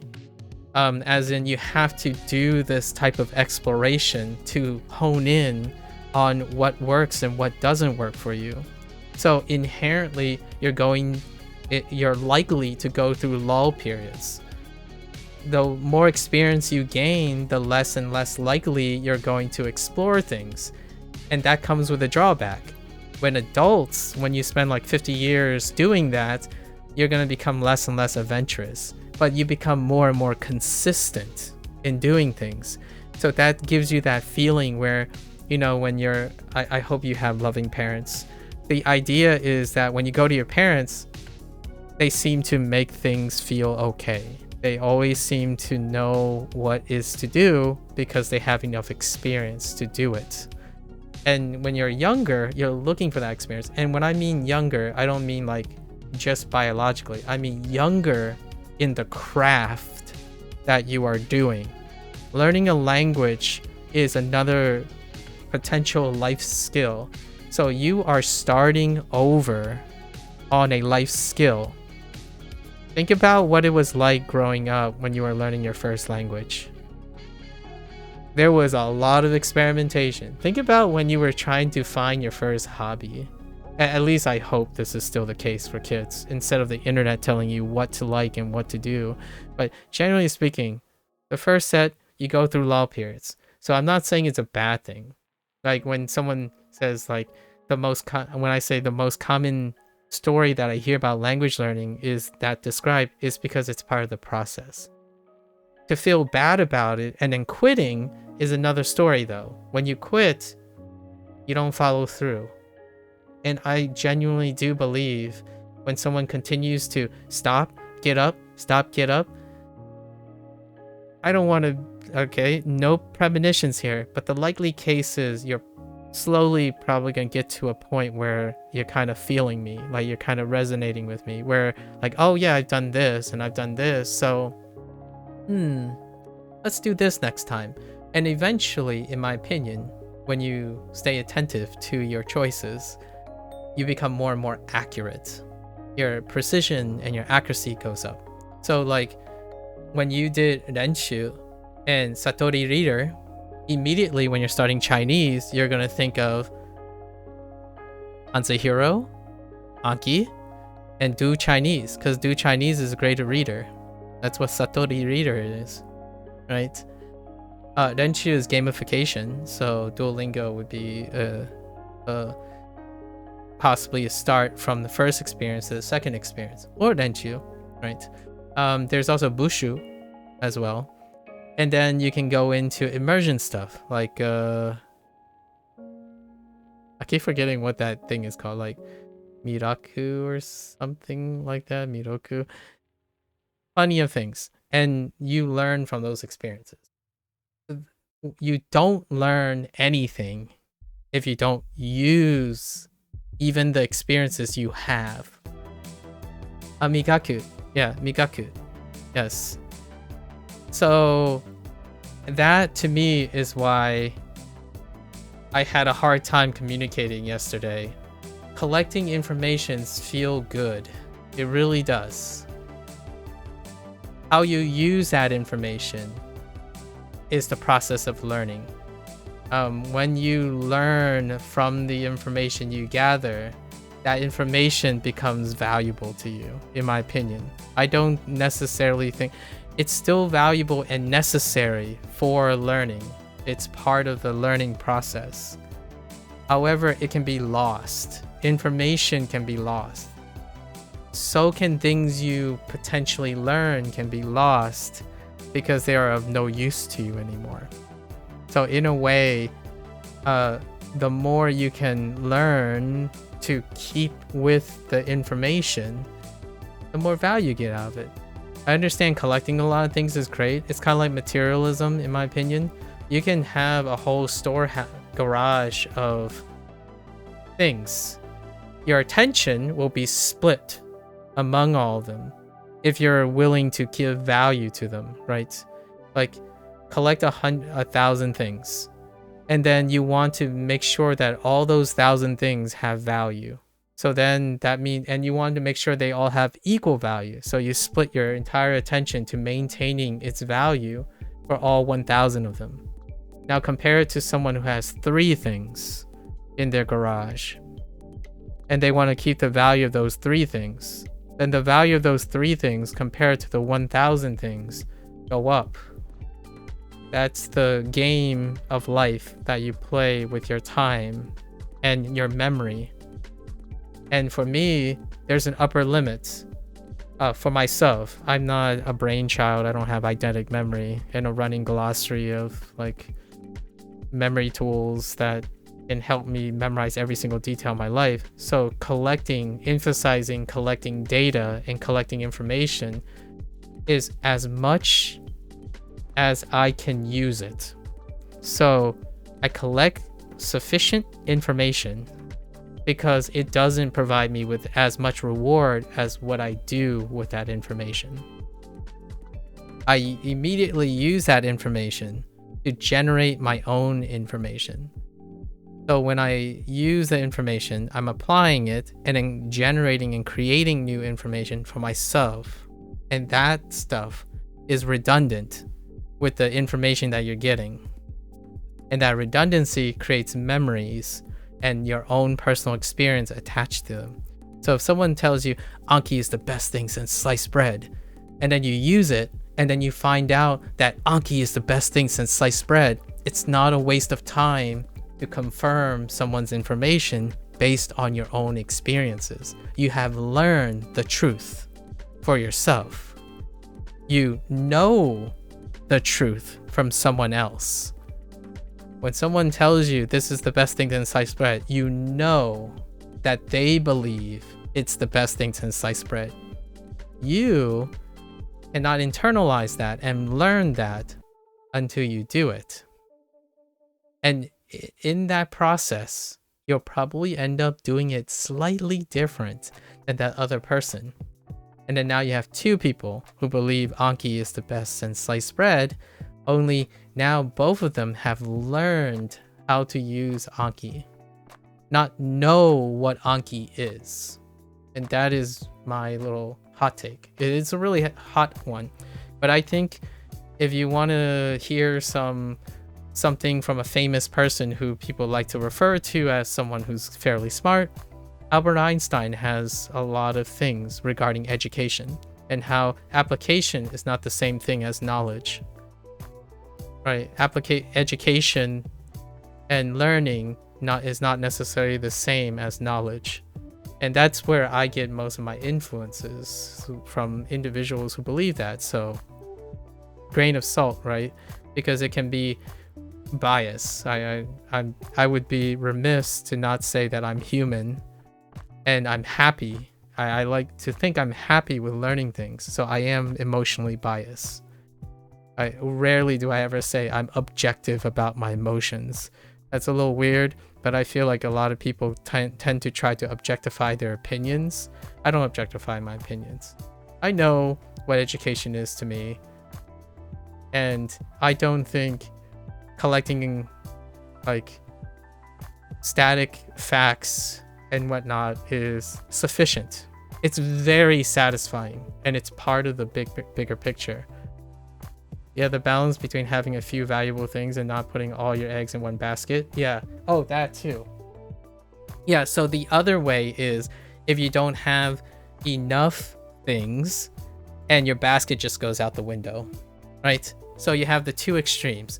The one that focuses on amassing as much as they can and not any one thing sticks up. Because, in case. So you have the in case extreme. So if you're taking the in case extreme, it's like buying 6,000 different types of toilet paper in case a catastrophe happens and 5,999 cases of those toilet paper are useless. So you have backup. And then the other extreme is investing every single thing into one thing and having that not work out. The latter, the thing eggs in one basket, the internet does that better, in my opinion. If you spend a lot of time on algorithms, targeted ads, and all that, all eggs in one basket, in my opinion, is the trendier for now. It might change in the future. But for now, all your eggs in one basket is, in my opinion, the behavioral normal thing to do. And it's ironic because sometimes the eggs in one basket thing is collecting as much information as you can and not doing anything with it. So there's like a bit of a cyclic thing going around here. Like you spend more time figuring out what you could do and what you need to remember and know just in case than doing a few things, even that. So here's a little bit of a lesser evil thing. If you're gonna put all your eggs in one basket, at least you have a basket. In my opinion, most people have an empty basket. Like at least you have an egg, right? If you put eggs in a basket, at least you have eggs. I think there are even individuals who spend more time shopping for baskets and shopping for eggs and leaving empty-handed. That's where that metaphor gets a little bit meta. When you're shopping, when you're window shopping, that's not the same as buying something and committing and investing in it. If you see what the eggs could become, you don't own any of those eggs. And you'll never see what they become. You know what they could become, but you wouldn't know what it's like. And that's kind of, that will blend pretty much all the other things. So I look forward to what you think with your free trial thing, Z. Feel free to tell me like how you compare and contrast Anki. I haven't used Anki yet, Z. I I will be using Anki for a different reason. I'll be using Anki to build a Chinese Japanese deck. And that Chinese Japanese deck will be my personal record of mnemonics. And that's it. Like it's going to be an output deck. So what I mean is I'm not going to be using Anki for inputs. I'm using it for passive output. So for practicing, creating another redundancy. So the decks are going to be my contribution. I want to build and record and journal my journey through characters.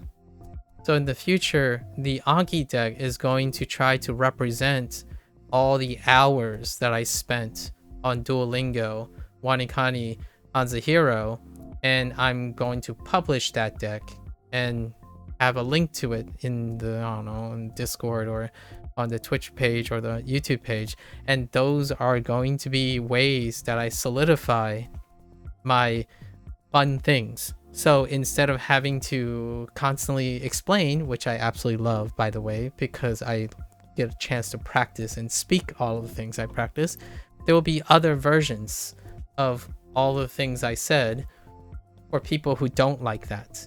You know, not everyone likes to hear me ramble and digress and draw and scribble on the screen. So I'm trying to think of other ways to create with the knowledge I have. I might not be able to construct sentences and speak fluently in Japanese right now because I don't practice and speak to a native speaker. I can listen to Japanese, watch anime in Japanese without being able to articulate it. And I can also enjoy Japanese video games without looking at the English subtitles. That's great. Now, what are other ways I can use the knowledge I have now in order to create things so that I can use it? An Anki deck. So in sometime in 2026, the things that make WaniKani and Hanzahiro what they are to me now will end up going in a deck. And then the other things that I'll add to that Anki deck are video game examples, because I play video games, right? And then book examples. And then also other people I've met's examples, because I still have a couple of stories from other people's mnemonics. So that's what's going to go in the Anki deck. And it will be the quote unquote the Anki deck of content creation. I'm creating content because I don't necessarily think I need to rush the progress of any certain things. There's so much to do with already the limited information I have now. You can do so much with far less information than a lot of people would think, at least in the day of the internet. I think you're in your case for Anki is probably the way to go. The issue with using pre-built decks like you is you're trusting in a random internet user with your time. You stick with them, yes, but you can also learn about them if you want, right? For me, it's kind of my motivation to know a lot about you. Today I didn't ask as much questions because I was kind of being like a little bit presumptuous. The alternative is to ask you a bunch of questions and then to get to know you, and then I would be able to like build a better response. But today I thought I go ahead and share something, and you can learn about other people, right? So that random internet user hopefully one day could be not a random internet user. I'm still a random internet user, right? To your perspective. And I hope that in the future, people are interested and engage in being less than random internet users. And that's where I'm gonna leave the sentiment, right? You have to start somewhere with building a relationship with someone. One of my hobbies as a TLDR is I do enjoy using a product and trying to figure out how much do I know about this person by the choices they make through their product. So I often, when I'm using WaniKani, I'm thinking about Koichi and the people who post updates on the forums, right? The developers. And when I play a video game, it's very similar. Hanzahiro, their name is Kevin and Phil. And I usually say like, I wonder why Kevin chose this thing. So in an interview, I'm usually building myself up for an interview. If I ever meet these people, if I ever meet Kevin or Koichi or any game developer, when I'm playing their game, I'm prepared to ask them questions because I'm more interested in their motivations and their process of how and why they do these things and design these things. That gets you kind of a lens into the system that is not yours, right? And then if you understand the system, you can make it part of yours if you want. You know, you take the useful thing here and the useful thing here, the human parts, right? And just like, I don't like this, but it seems like it works for you. I'll take this part though. This part is good. And that's where our current system lies. All right. And with that, that's a wrap for our WaniKani session. It was a really fun opportunity. Thank you, Z. I always appreciate it. And I definitely have to repeat, it is not a distraction from my studies. If I were to be distracted, I would not be streaming it, right? The entire goal is to demonstrate that one can be thoughtful in their studying by engaging in also exploring one's curiosity. I think now, I like to think, I hope that you will find something interesting that you discover in Hanzahiro and comparing it to Anki, and you're going to be excited to explain and share that information with anyone who's interested. And then I would totally be interested in hearing what your thoughts are. Like, when you decide, okay, I'm not continuing with the trial, I would love to hear a detailed response on why you think it's not for you. Because that to me means that you have learned something about yourself and you can explain it to someone else. And therefore your next choice, when you choose like a different app, will have that information locked in. So you don't repeat a mistake, quote unquote. You don't repeat same decisions because you've learned from those decisions. And one day when you know, over a couple years, you pile all that up and you become a workhorse. The idea is then you choose to take gambles with a fortress of solitude, like a fortress of solidarity. So now when you go and do that, it will no longer be, what if it fails? It's more like, could I make more profit? Or could I make more opportunities? So in the future, I would love that most people become this in some way. You would have so many things that work. You would have sufficient things that work, right? And then you start to look for investments. That's the difference between saving and preparing for a rainy day versus investing and seeing how much profit and opportunity you can make. I know this sounds kind of like capitalism, but it's kind of like capitalism in some way. And I'm also American, so you have your safe stuff. Hopefully you build the foundation, and then you can go and take risks every once in a while with your Japanese. Like, go take a risk and play a video game while your studying system is putting out, right? And then one day that video game thing is just going to be the safe stuff, and then you can go on and build more things, right? Foundation building and relying on good old use cases, and then you're just exploring. So you spend like a bit of time exploring random things, like, hey, if it doesn't work, it's a little bit of your time. The good news is you're always putting out, right?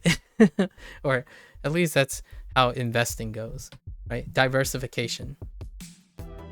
You divest when you can under a bedrock of foundational consistency. So you have your bedrock of dividends, and you invest in risks. You take some risks and they might pay back, or you can afford to lose them. So that's investment playing, but that's a lot way down the line. Anyways, like I always say, if you're gonna watch this there, arigatou gozaimasu, right? Feel free to follow along, pick up WaniKani for yourself, give it a try. There is a 1-month trial of WaniKani, right? Let me know what you think. You are always welcome. So stop on by, yap, complain at me. Disclaimer, I will probably be asking questions. It will probably be a drawn out digression. If you're here to stay for it, fair enough, right? And for the record, one time is sufficient. That could make all the difference. And that's what we're gonna, that's the sentiment that I want to communicate, obviously. And that may keep each other motivated. That's the goal. So until next time, for those who are only interested in WaniKani, minasan mata ne, right? Mite kurete arigato. Thanks for watching. I'm gonna get up, take a quick bathroom break, stretch a little bit, and I'll be back for my Hanse Hero session. Thank you.